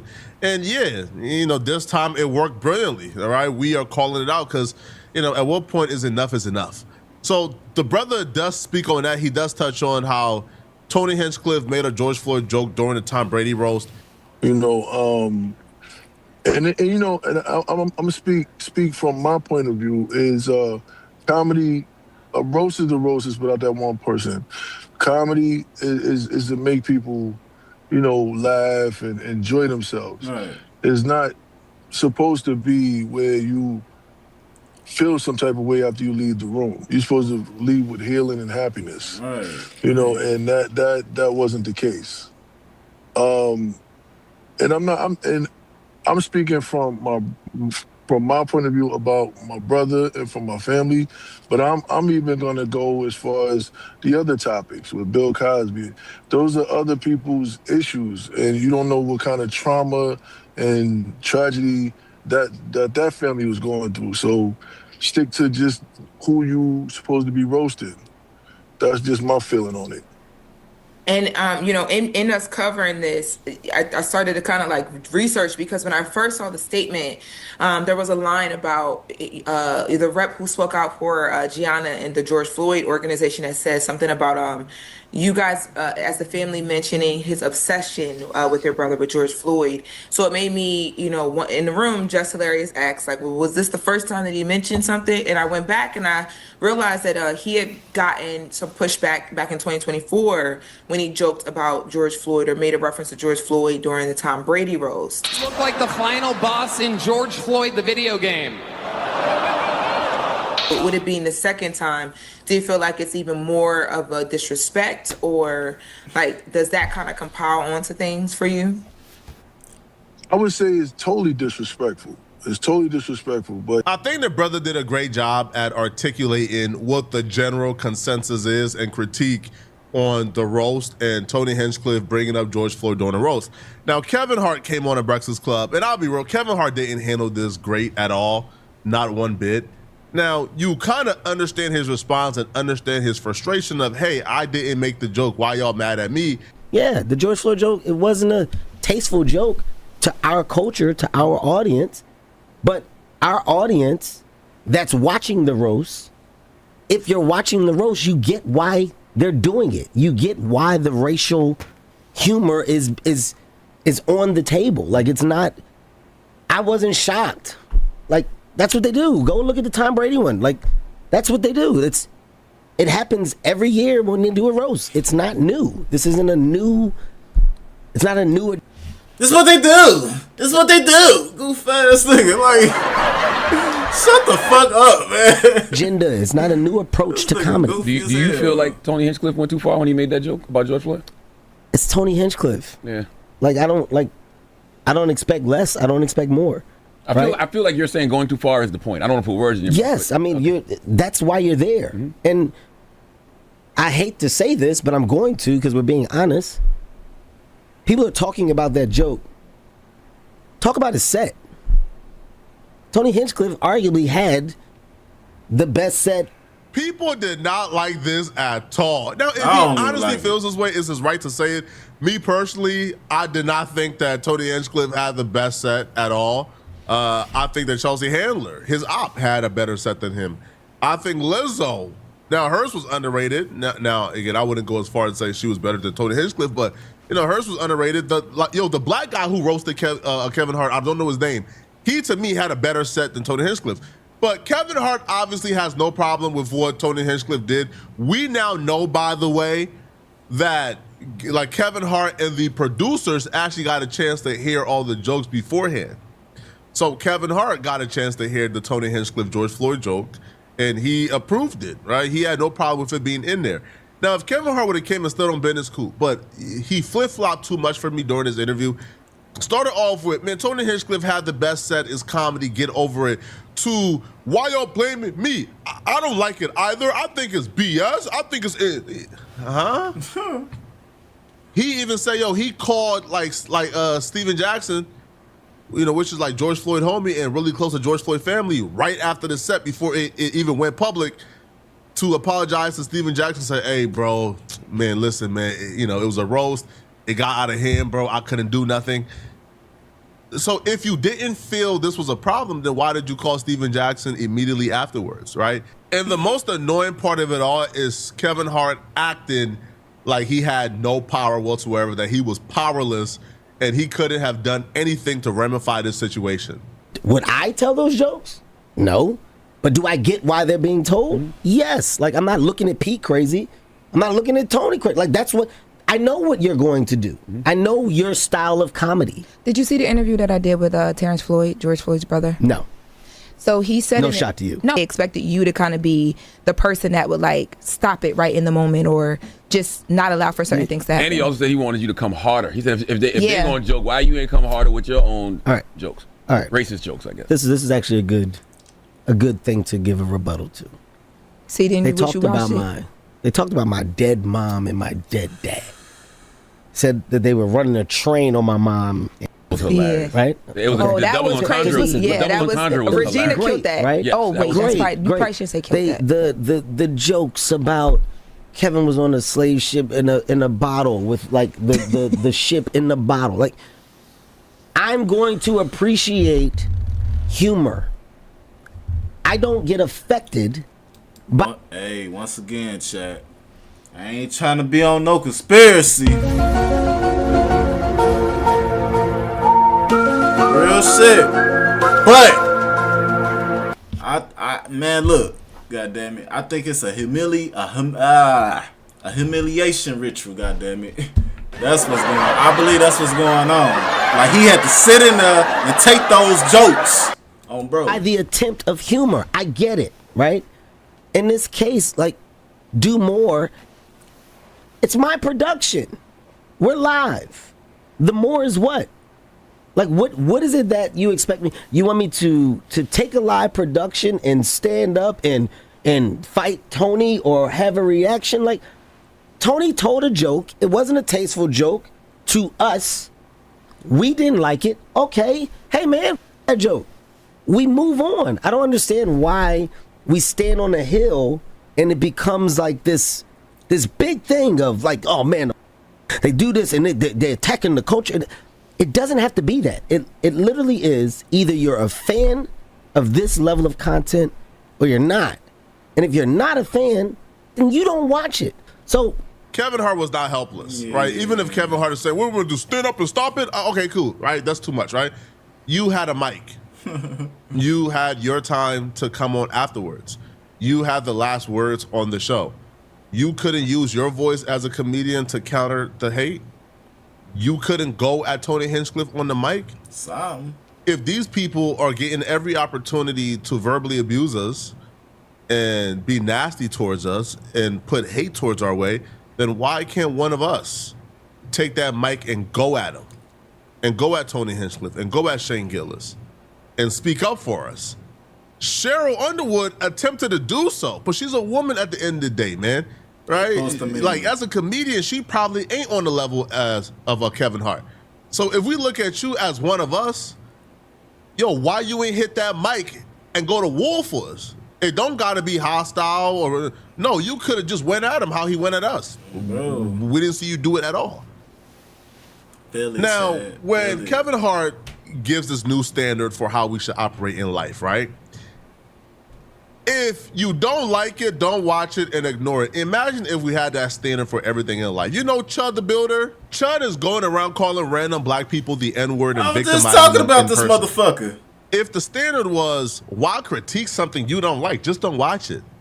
So black folks should have been quiet, not watch the content, and have Chud and his racist fans and his audience like denigrate black people, attack black people, victimize black people, and get wealthy off of victimizing black people. And black people should have kept quiet, not critique it, and just go about our business because he's not victimizing us because we don't live in Clarksville. Imagine if that standard was applied to everything else. Just imagine, right? Just imagine if people who victimize kids and children now know in their heart, well, I could victimize children on the internet, and people who don't like children don't watch my content anyways, and they can't critique me because that's the new rule. You can't critique things you don't agree with. Like, clearly that's not the standard at all. And Kevin Hart is essentially asking us, hey man, these white folks pay me to put on this roast, bro. Why y'all making it hot, bro? Why y'all coming online and being vocal about how much y'all hate it, bro? Chill, man, chill. That's what he's asking us to do. Now, some people might think that he's spitting. I think he's full of ish. I think Kevin Hart could have delivered this message a little better. I just watched somebody make $12,000 selling a t-shirt that took them literally minutes to make. My last note for all attached to this is very simple, okay? Whatever the headlines or whatever the dialogue is, my rebuttal is simplicity. Remove me from it. I didn't say it. If you are upset that the night went on, that's a different conversation. It's nothing I can do. It's a production. It's a live production. I'm not compromising the live production for a reaction of what? What do you want me to do? I'm going to drag him off? You want me to fight afterwards? You want me to turn it into like what? That's not what I agreed to do. That's not. Nigga, you supposed to roast their ass. That's what you're supposed to do.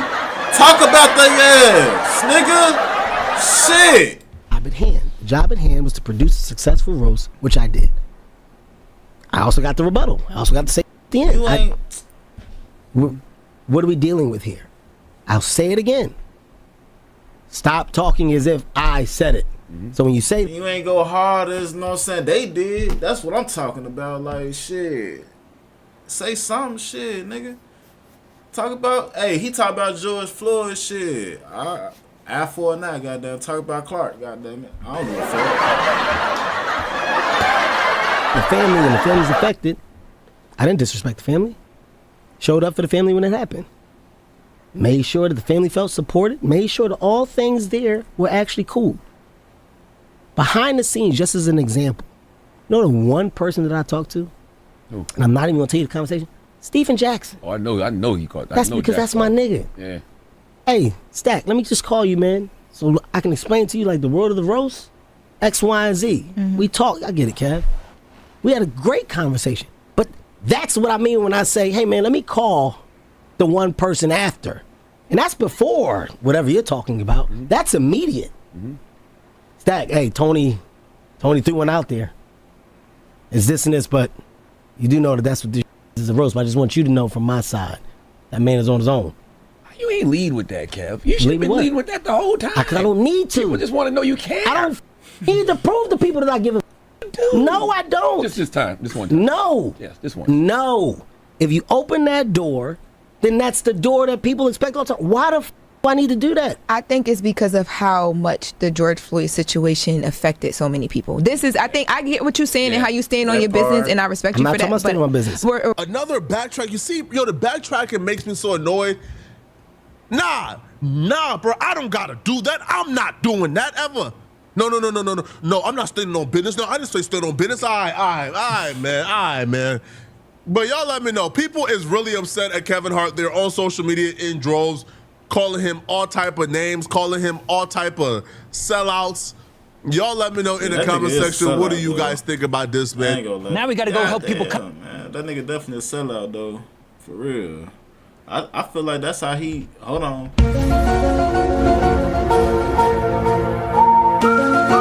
Real chat.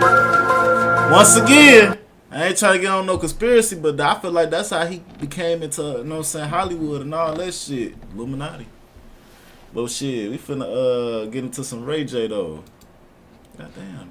Customize and save hundreds with Liberty Mutual. Maybe where's the golf cart? Today has been a very bad day for Ray J. On top of the incident that left him unconscious and concussed, well, an official investigation has been launched into Ray J as well. Ray J got beat up so badly that not only did Aiden Ross come to his live stream to announce they have officially opened up an investigation into Ray J, but they put out an entire press release to announce they have opened an investigation on Ray J and what went down the other night. When it comes to Ray J, for example, saying what he said, I need to figure out what the f on, bro. I do. Ray J, obviously what he said after the fight, super hot not throwing a punch, like in the first round. We need to look into that. We need to investigate that. Super hot has been nothing but a great fighter, and he's been great, and Super looked like himself in the second round. Now, do I know why Ray J said what he said? No, I don't. And we're going to figure it out. Jordan and I are taking it very seriously. We don't like that. He lying. He digging in his nose and shit. Yeah, I don't understand. I really don't. So I'm going to get to the bottom of that and I'll figure it out. It wasn't, the actual fight wasn't rigged. Like, he knocked Ray J out. He might have been like, oh, bro, like, we must win money. If Super got knocked out or if Super lost, that would have been a different discussion. But Ray J got knocked out. So technically the fight wasn't people's money because Ray J did knock him the out when supposedly, oh, you weren't supposed to do that, bro. We took a loss that night. So that's my whole point. Aiden Ross hit it right on the head. I ain't gonna lie, I seen that fight though.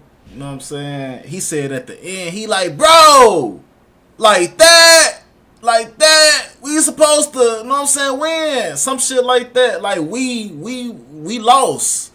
You know what I'm saying? I'm like, damn, we lost? What do you mean? Like, hold on. That's precisely, my friend. Ray J got beat up. Ray J got whooped on like he stole something. Ray J got treated like the redheaded stepchild. But Ray J is from the West Coast. Ray J is a part of a gang. Having squabbles is a badge of honor. So once you get exposed for having 0 squabbles, Ray J squabbles is so non-existent. I don't think Ray J can defend himself in real life at this point. Ray J squabbles is like zero. So once you get exposed to that degree in that fashion, if you are Ray J, you gotta come up with something quick on your feet. You have to have a very creative excuse as to how you been gangbanging for 30 plus years of your life, but you look like a 12-year-old 6th grade little girl will beat you up. You look like a 12-year-old would give you the business if you guys was ever in a street fight. Now, I don't know why Ray J would ever be in a street fight with a 6th grader, but that's just how it looks like. Shit, Ray J came up. Cat Williams in a fight with a 13-year-old. Shit. And it's possible, that's what I'm saying. Shit. With the excuse of, oh, this was rigged, I wasn't trying hard because like it was gonna be set up for me to win, but then he changed the script up on me, and I'm not buying none of this, man, at all. And even from my perspective, once Ray J began to see the fight was not going how it was gonna go, and Super Hot Fire was not gonna take a dive, why didn't you start fighting? Because from my perspective, if somebody talked to me how Super Hot Fire talked to me at that press conference, if Ray J got up all mad because Super Hot mentioned his wife, why would you even take the risk of getting knocked out by this man? Once you realize he's not taking a dive, don't you then say, okay, now I gotta really defend myself and knock this dude out? Because if the agreement was, hey man, he'll get knocked out at this point and he doesn't take the dive and he doesn't fall, then don't you actually now go ahead and try to knock him out and actually fight him? So, of course, I don't think, Ray J planned to get knocked out. Now that we know that fight was not rigged and it was never planned to be rigged, let's take a look at how bad this actually was for Ray J. See, the badness of Ray J getting knocked out actually started far before the fight. It started at the press conference when Super Hot Fire took things a little too far and Ray J got really pissed off. Based on the things that Super Hot Fire was saying during his press conference, you would think that when Ray J got in that ring, he was trying to take his head off.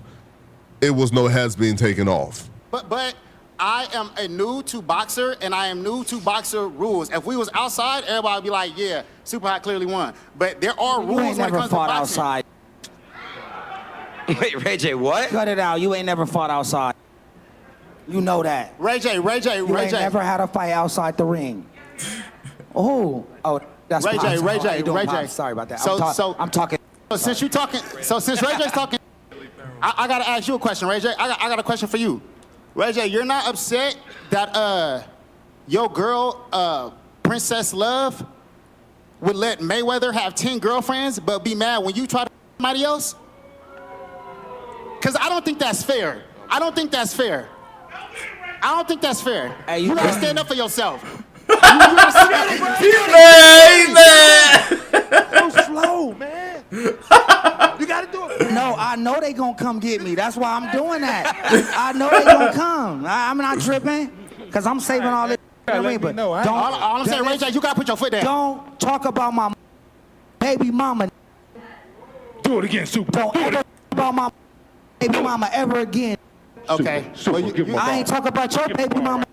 You need to talk to her like this. No, I don't never talk to women like this. Yeah, I'm that's your talking to problem. you. See, that's your Just problem. don't talk about my wife or baby mama.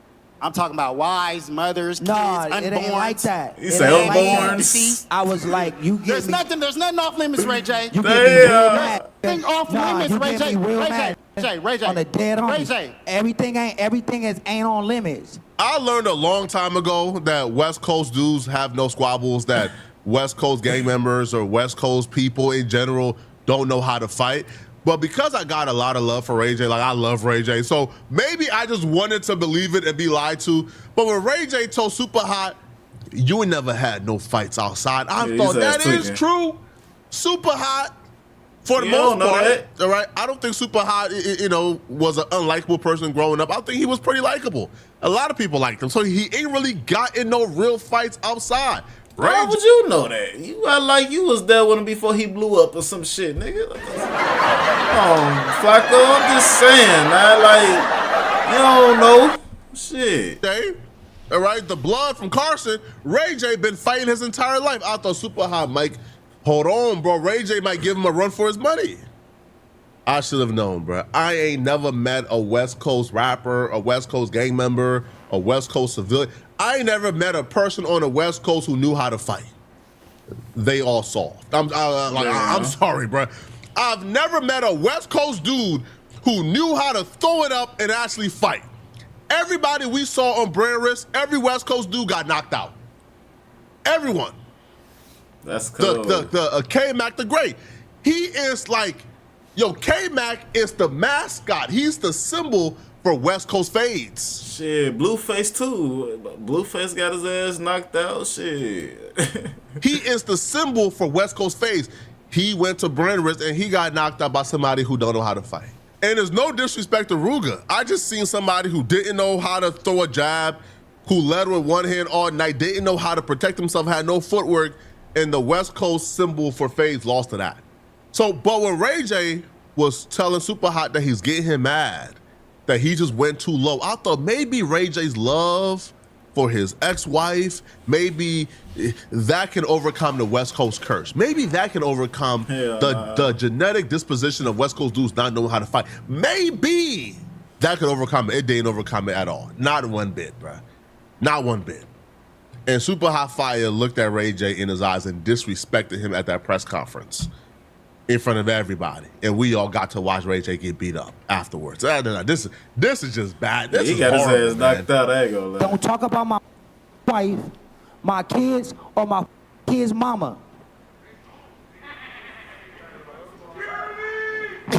And that's it. You can talk about me, you can talk about me, and you can talk about me. But don't talk about my kids' mama. All right. We got the You next. never answered the question. Nah, listen, we not done. All I'm saying is, bro, what I said was, you think that this is some kind of sweet game? Pussy. All right, listen. Hey, we're Ray J, gonna- well, hold on, before we move, Ray J. Princess love, princess love, princess love, princess Bro, I'm love. gonna beat your People keep asking, how do we actually get an AI agent on our team? Well, it's easy. Watch how I do it in 60 seconds. Ray J provided the worst performance in Brand Risk history after saying he was going to beat Super Hot Fire up.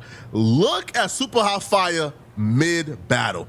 If a man looks like this, if he's looking at you in your eyes and he looks like this, fighting, that's cold. Mid-battle, in the middle of war with you, you know you're doing something terribly. That's disrespectful. You know what I'm saying? You in the middle of fighting, a motherfucker doing that to you?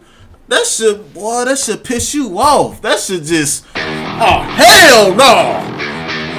Motherfucker! Oh, no. Terribly wrong, bro. Ray J don't even look like he has ever had a squabble in his life. Okay. Look at this. So he was just... Bro, he's torn. This like when I'm like slapboxing like my little bro. Nah, chill, bro. Chill. Nah, bro, chill, man. Nah, chill. He is toying with him, man. Shit. Okay. Oh, come on. Well, we can't show the actual fights, right? Oh, wow. Oh, come on, man. I told you. Oh, come on, man. He's doing this for like Oh, my God. Oh, my. Oh. Damn. Why? Ray J, why, man? Ray J, why, bro? Look, oh my God. He cleared his My ass. God. Ray J, why, bro? There's no amount of money on earth that's worth this footage of you being on the internet. Look at that titty, boy. He got a whole titty right there. Gave you Look at that motherfucker. 250,000, man. Ain't no money on earth worth this. Especially if you're already a millionaire. This is sad, man. This is sad, man. Oh my God, look at the knot. Well, he got two, like two. Damn, that bitch. Damn, that bitch fat as hell. Yo, God damn, Ray J. Oh my God, man. Why would you do this to yourself, bro? Damn, Ray J. Ray J, man. It's damn, nigga. Yo, I got a screenshot. You can't do that. Now we got on TV. That bitch fat. Oh my God, man. That's a fat ass nipple. Oh yeah. This is the thumbnail for sure. This is for sure the thumbnail, man. Damn. There's no amount of money on earth worth this, bro. Because this has changed the perception of Ray J forever. Ray J has always had that, funny, fun guy persona for a while now. But we always just seen that as, oh no, that's just Ray J playing. Like Ray J just playing, bruh. Right? But Ray J get busy. Ray J get serious. He just playing. Now you don't have that fallback no more. We now know Ray J don't get busy. Ray J ain't just playing. And now we're gonna have to view you in that light. And I don't want to have to view Ray J in this light, man. I don't think the 250 was worth it if he got paid 250. I think he got paid more. Now, afterwards, Ray J tried to convince everybody that this was all a part of the script and this was, but nobody is buying this, bro. We all know Ray J got knocked out because he can't fight, not because they planned this. You don't deserve to talk to him. What the definitely don't. Is that? You done got a good ass cut and then came here and got stunned. Yo, I thought we had a plan. Yo. What the you just say? Hot, super hot. Come here. Come on. Like a bro. Like that. For real, my. That's janky as. He got his ass beat. Say what you gotta say, man. You can't. I don't want to say too much because I don't want to get nobody in trouble, but he took a L tonight. We didn't take yo ass over here. You want me to show you what you did? Where was y'all at? You were somewhere around this rain bed sign, and he took one punch. Hey, he gonna follow Ray J, this is professional, man. You can't just do it. I gotta talk to the. Y'all talk backstage. I ain't even gonna interview y'all. Super, come here. Super. Money we lost. I still love Ray J, even though I might be the only person on planet Earth who still admires Ray J. Y'all let me know what y'all think about this. But y'all think Ray J scripted getting knocked out like this, or scripted? It probably, nah, I don't think it was scripted. He got his ass knocked the fuck out, chat. Real shit. That's real shit right there. Oh, bro. Man, why my shit just left like that? Man, some bullshit.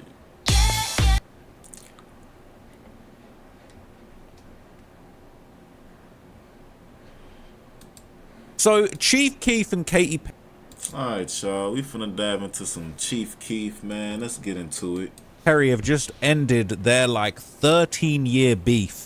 All right, they been at it. Like Chief Keef said he was gonna slap, but he said he was gonna beat the brakes off of Katy Perry at a certain point. But they finally squashed the beef and they met up. And now Chief Keef, I think he has jumped Katy Perry into the BDs, man. She gang now. She dissing all the dead ops. She doing a little bit too much, if you ask me, man. I don't know who got more bodies, the Front Street gang members or Justin Trudeau, her new BF. I don't know. All right, he might have some bodies like Trump. But anyway, okay, let's have a little look at Katy Perry and Chief Keef finally meeting up, squashing their beef, man. And I'll give you a recap of what happened.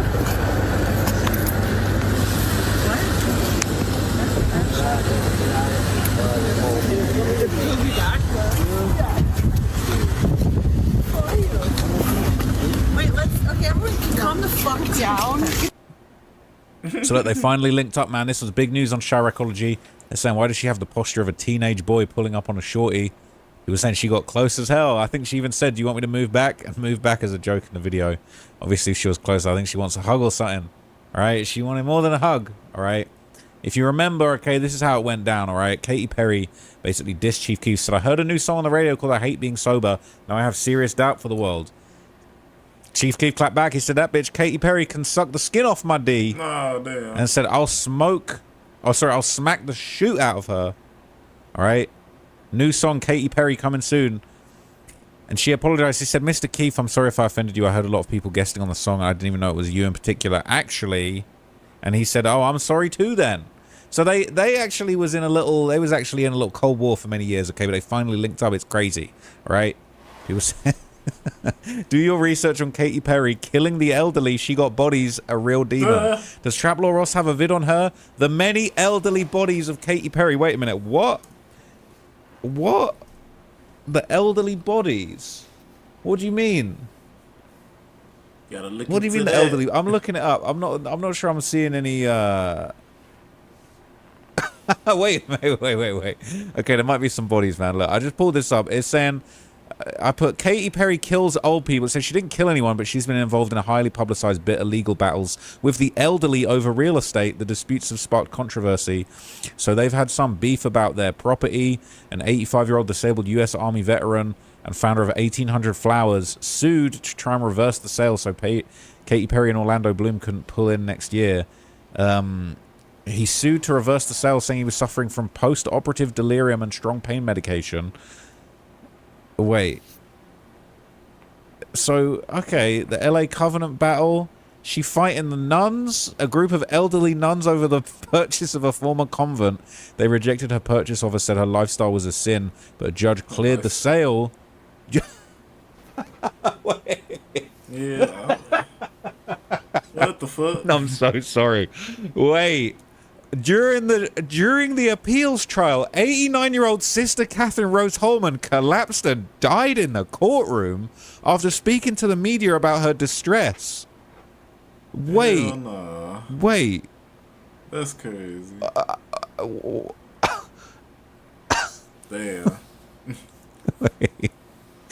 So why was the Roman Catholic Archdiocese of Los Angeles able to sell a covenant that was bought by nuns from their own pockets to Katy Perry? And could the family of the nun she killed sue her? She just collapsed. She wanted a new home and fell in love with the convent being sold. The convent was being sold by the Roman Catholic Archdiocese in LA to pay off a judgment against them to the many child essay cases that took place between the 80s and the noughties. So she stood on business for them kids.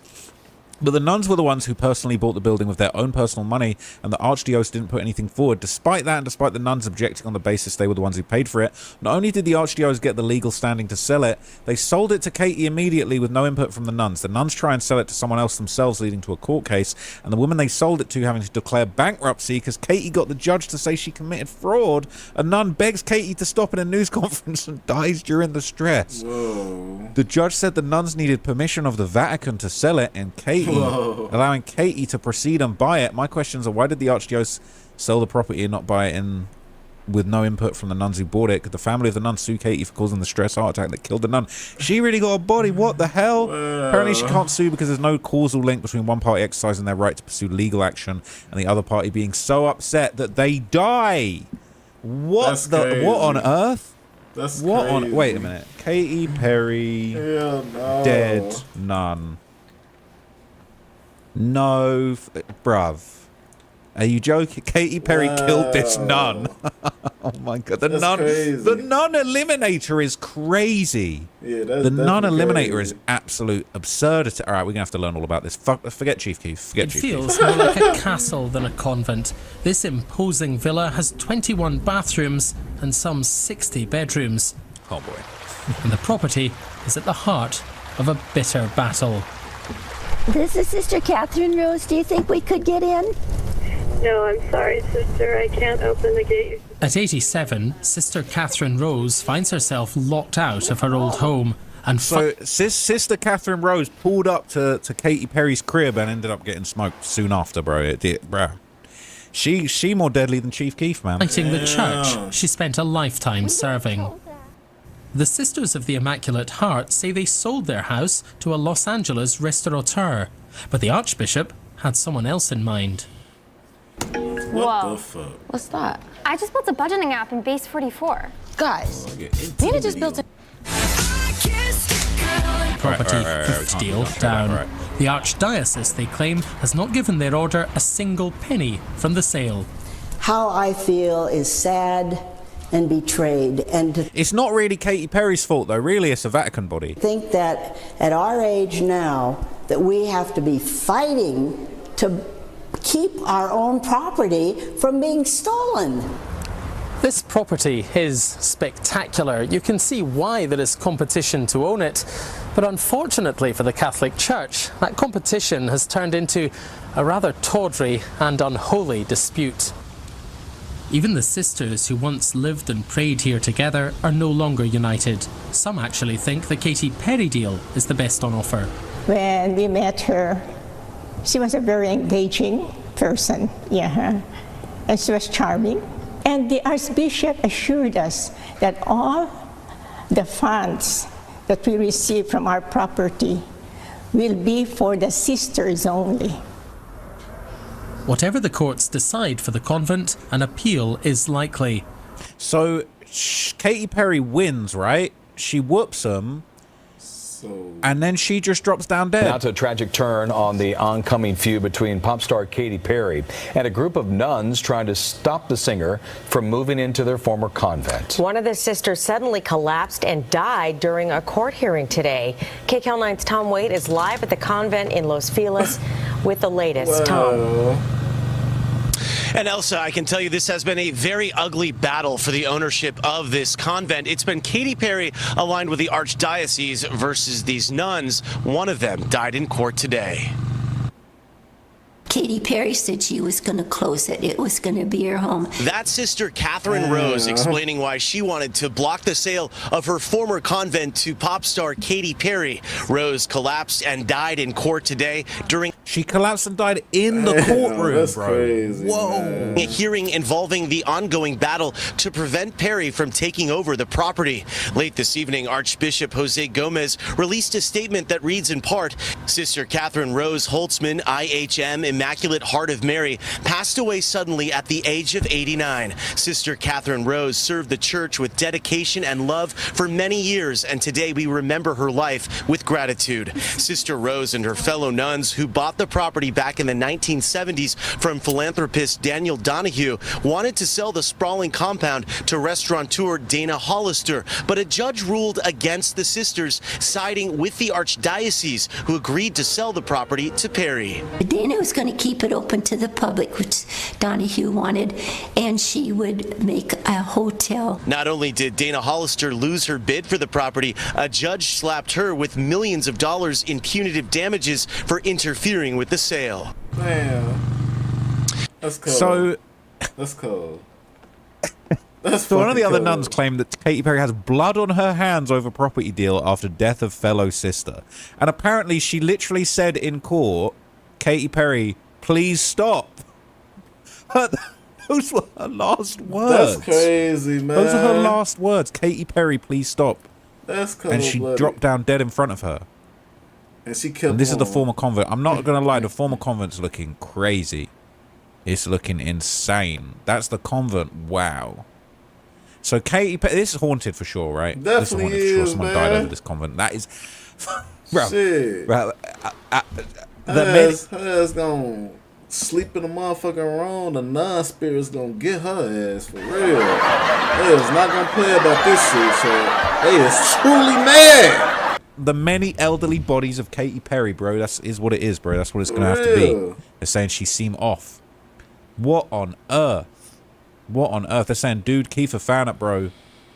Look, he's in awe. Since I got rich, my old bitch said she can't stand me. I'm still trying to get $1 billion and F on Katy Perry. I mean, it's crazy. They're saying Justin Trudeau in shambles right now. That is insane. I honestly cannot believe that she got... So she got bodies on the elderlies, but now she might have bodies on 051 Young Money because they're saying she was dropping the Y. Damn. He got her dropping Ys, okay? That's a disrespectful hand sign to the Young Money crew. All right, they're saying Katy really out here dropping the Y hard. She dropping the bruv. I just can't believe it. She needs to drop the N for nun gang. You know what I'm saying? She needs to drop the N. She nun K. She nun K, elderly K. Katie, the biggest Perry 15X. All right, the biggest Perry, the original Perry. All right, Katie, Front Street, Lamron, GBE, 15 hats. Front Street. All right, what type of hats do the nuns be wearing? This. There wasn't no damn hat, folks. Oh God, Katy Perry's got 15 hats, but they look like this. Oh, they got a hat. That's how Katy Perry got 15 of these hats, bro. Damn. I can't even believe what I'm reading at this point. This is just ridiculous. Sosa so legendary. You got Katy Perry dropping the Y, man, from OD Perry to Katy Perry. Nobody's gonna check Big Perry about this, okay? People saying this picture going down in history. Big Katy, 15X, big die Y. I caught a body and I liked it. Tasted like cherry lipstick. Same way Crump ass when you need him. His commentary on this would have been so for bruv. I can't wait to see the Young Moneyans respond to this, but that's Big Perry. So they might not. Mark my words, she's going to release a statement soon saying she ain't know and apologizes, man. I'm sorry. I didn't know. TMZ, 051 leader slams Katy Perry after disrespectful social media pic with Chief Keef. Our culture is not a costume. A lot of the guys died behind that. Why? Ah, bruv, this crazy. She up 5 hats on phone and grave, man. Bruv. So obviously, you know, the Sosa, the Chief Keef, Katy Perry beef is legendary at this point. So the fact that they actually linked up and squashed the beef is actually very cool, all right? So obviously we already saw the little back and forth that they had. You know, they did apologize to each other, but they didn't officially squash this beef that dates all the way back to 20. It's nearly, damn, it's nearly 13 years to the day. Yeah, 13. Since this actually happened. That was on May the 24th. That was only 5 days ago. Damn, the sense Sosa didn't give a F in 2013. Should have never gave a young dude money. He must have been feeling himself being so wealthy at that age to talk so crazy as he did. It's crazy, man. If he did that shit in 2021, they would be on him talking about cancel him. All type of Celebrities shit. and rappers didn't have no filters. Okay, people saying, where's the song at? They apologized to each other, but Sosa still made a song from what he was going to use to this. He sampled her voice for a beat. That ain't a diss song. The song's called... It's so easy to become a podcaster with Riverside. First, go to Riverside and open an account. Save Me. Katy Perry's on the song. So apparently it was actually following their beef. He sampled Katy Perry's song Legendary Lovers on the iconic track Save Me. And now because they've linked up, this has recently started trending. Okay, people saying, why is Legendary Lovers trending? I'm out of the loop. I noticed it's popping up a lot. One questionable video on NSFW Twitter, and I kept seeing it pop up here and there. How did it go viral? Is it a certain part of the song? He was saying it's trending due to it being sampled by another artist, Chief Keef, for his song Save Me. The GP have found out, general population have found out what the sample was and actually liked the non-single, which leads to what you have seen. Okay, I looked it up. This Save Me song is a lot older and it's kind of obscure. Why is it suddenly resurfacing? The beat was fire. Strictly the beat. The rapper was that shit was like 2014. That song Save Me. Oh, bro. Atrocious. Rapper Chief Keef recently used the distinctive banger-inspired melody of Legendary Lovers in a new track.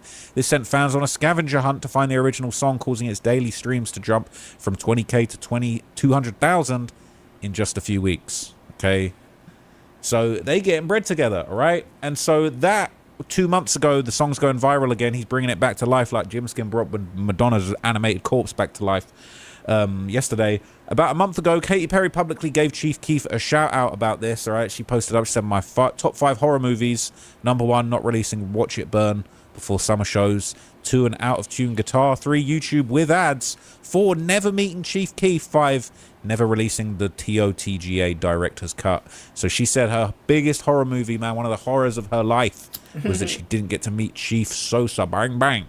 Okay, so people not really picking up on Sosa. They're saying it's 420. She must be high. Alpha Ruby Rose and whoever pushed the smear campaign. All right. Watch It Burn featuring Chief Keef coming for number 1. Oh, sad horse, you are over.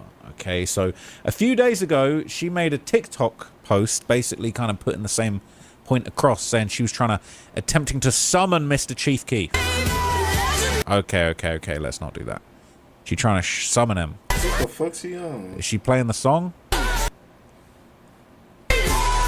So she just sat there. She's trying to summon. That's her trying to summon Chief Keef, right? His song Save Me and her song Legendary Lovers, the sample have been blowing up crazy the past year on TikTok. So she's trying to get that collab going. So she must have paid that hush money to that girl. Ain't no way she moving comfortable like this. Wait a minute, what? Damn, so this shit gets deep, man. So they're saying Australian police launched an investigation into Ruby Rose allegations against Katy Perry.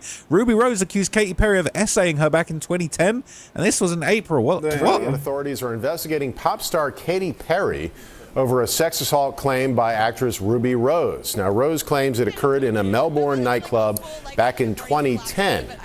Perry's representative denies the accusation. Rose, known for her role in Orange is the New Black, initially posted on social media that she was not interested in filing a police report. She announced on Tuesday that she had reversed that decision and did file a police report. So Katy Perry's really out here killing nuns and gripping buns, okay? It's actually crazy. Crazy, they're investigating Chad. her after Ruby Rose commented that Perry had essayed I didn't know she was like that. Damn, that's crazy. her at a Melbourne nightclub 16 years ago. A historic essay that occurred in Melbourne. I'd like to know the details. Ruby Rose said, Katy Perry assaulted me at Spice Market nightclub in Melbourne. Who gives a shit what she thinks? Wow. That's crazy. That's Ruby Rose? Okay.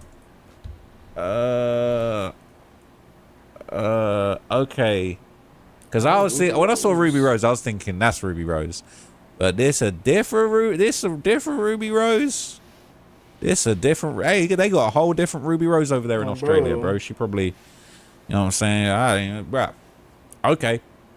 Okay, I was thinking the other Ruby Rose ain't going for that one. But anyway, this is crazy, right? Katy Perry really got crazy criminal past by the looks of things, okay? Now, basically, some Katy Perry fans have been figuring out that this Chief Keef link-up had actually been planned for quite some time. They're saying she already had the plan, all right? She already had the plan on TikTok, okay? She basically was, you know, putting Legendary Lovers up there. They saying an official remix with Chief Keef coming. Is that what this is saying?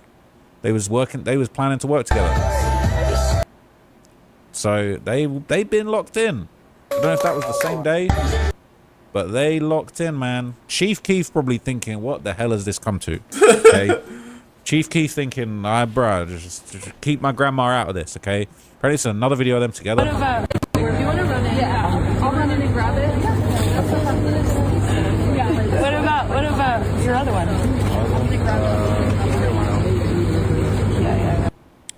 So they clicked up, man. They linked up. So basically, you know, the elderly and Young Money, 051 Young Money, they're going to have to click up and go to war against these guys. They're saying Katy Perry is wearing some clothes she received as a gift from Chief Keef. She a real one.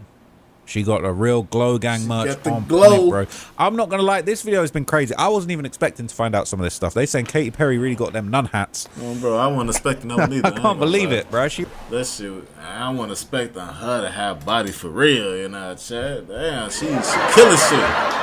Stay slapping shit out there, man. Bro.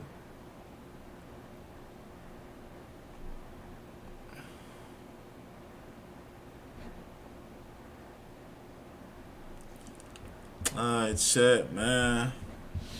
Hope y'all smash that like button. Like, share, subscribe, man. For sure. I'm out of here.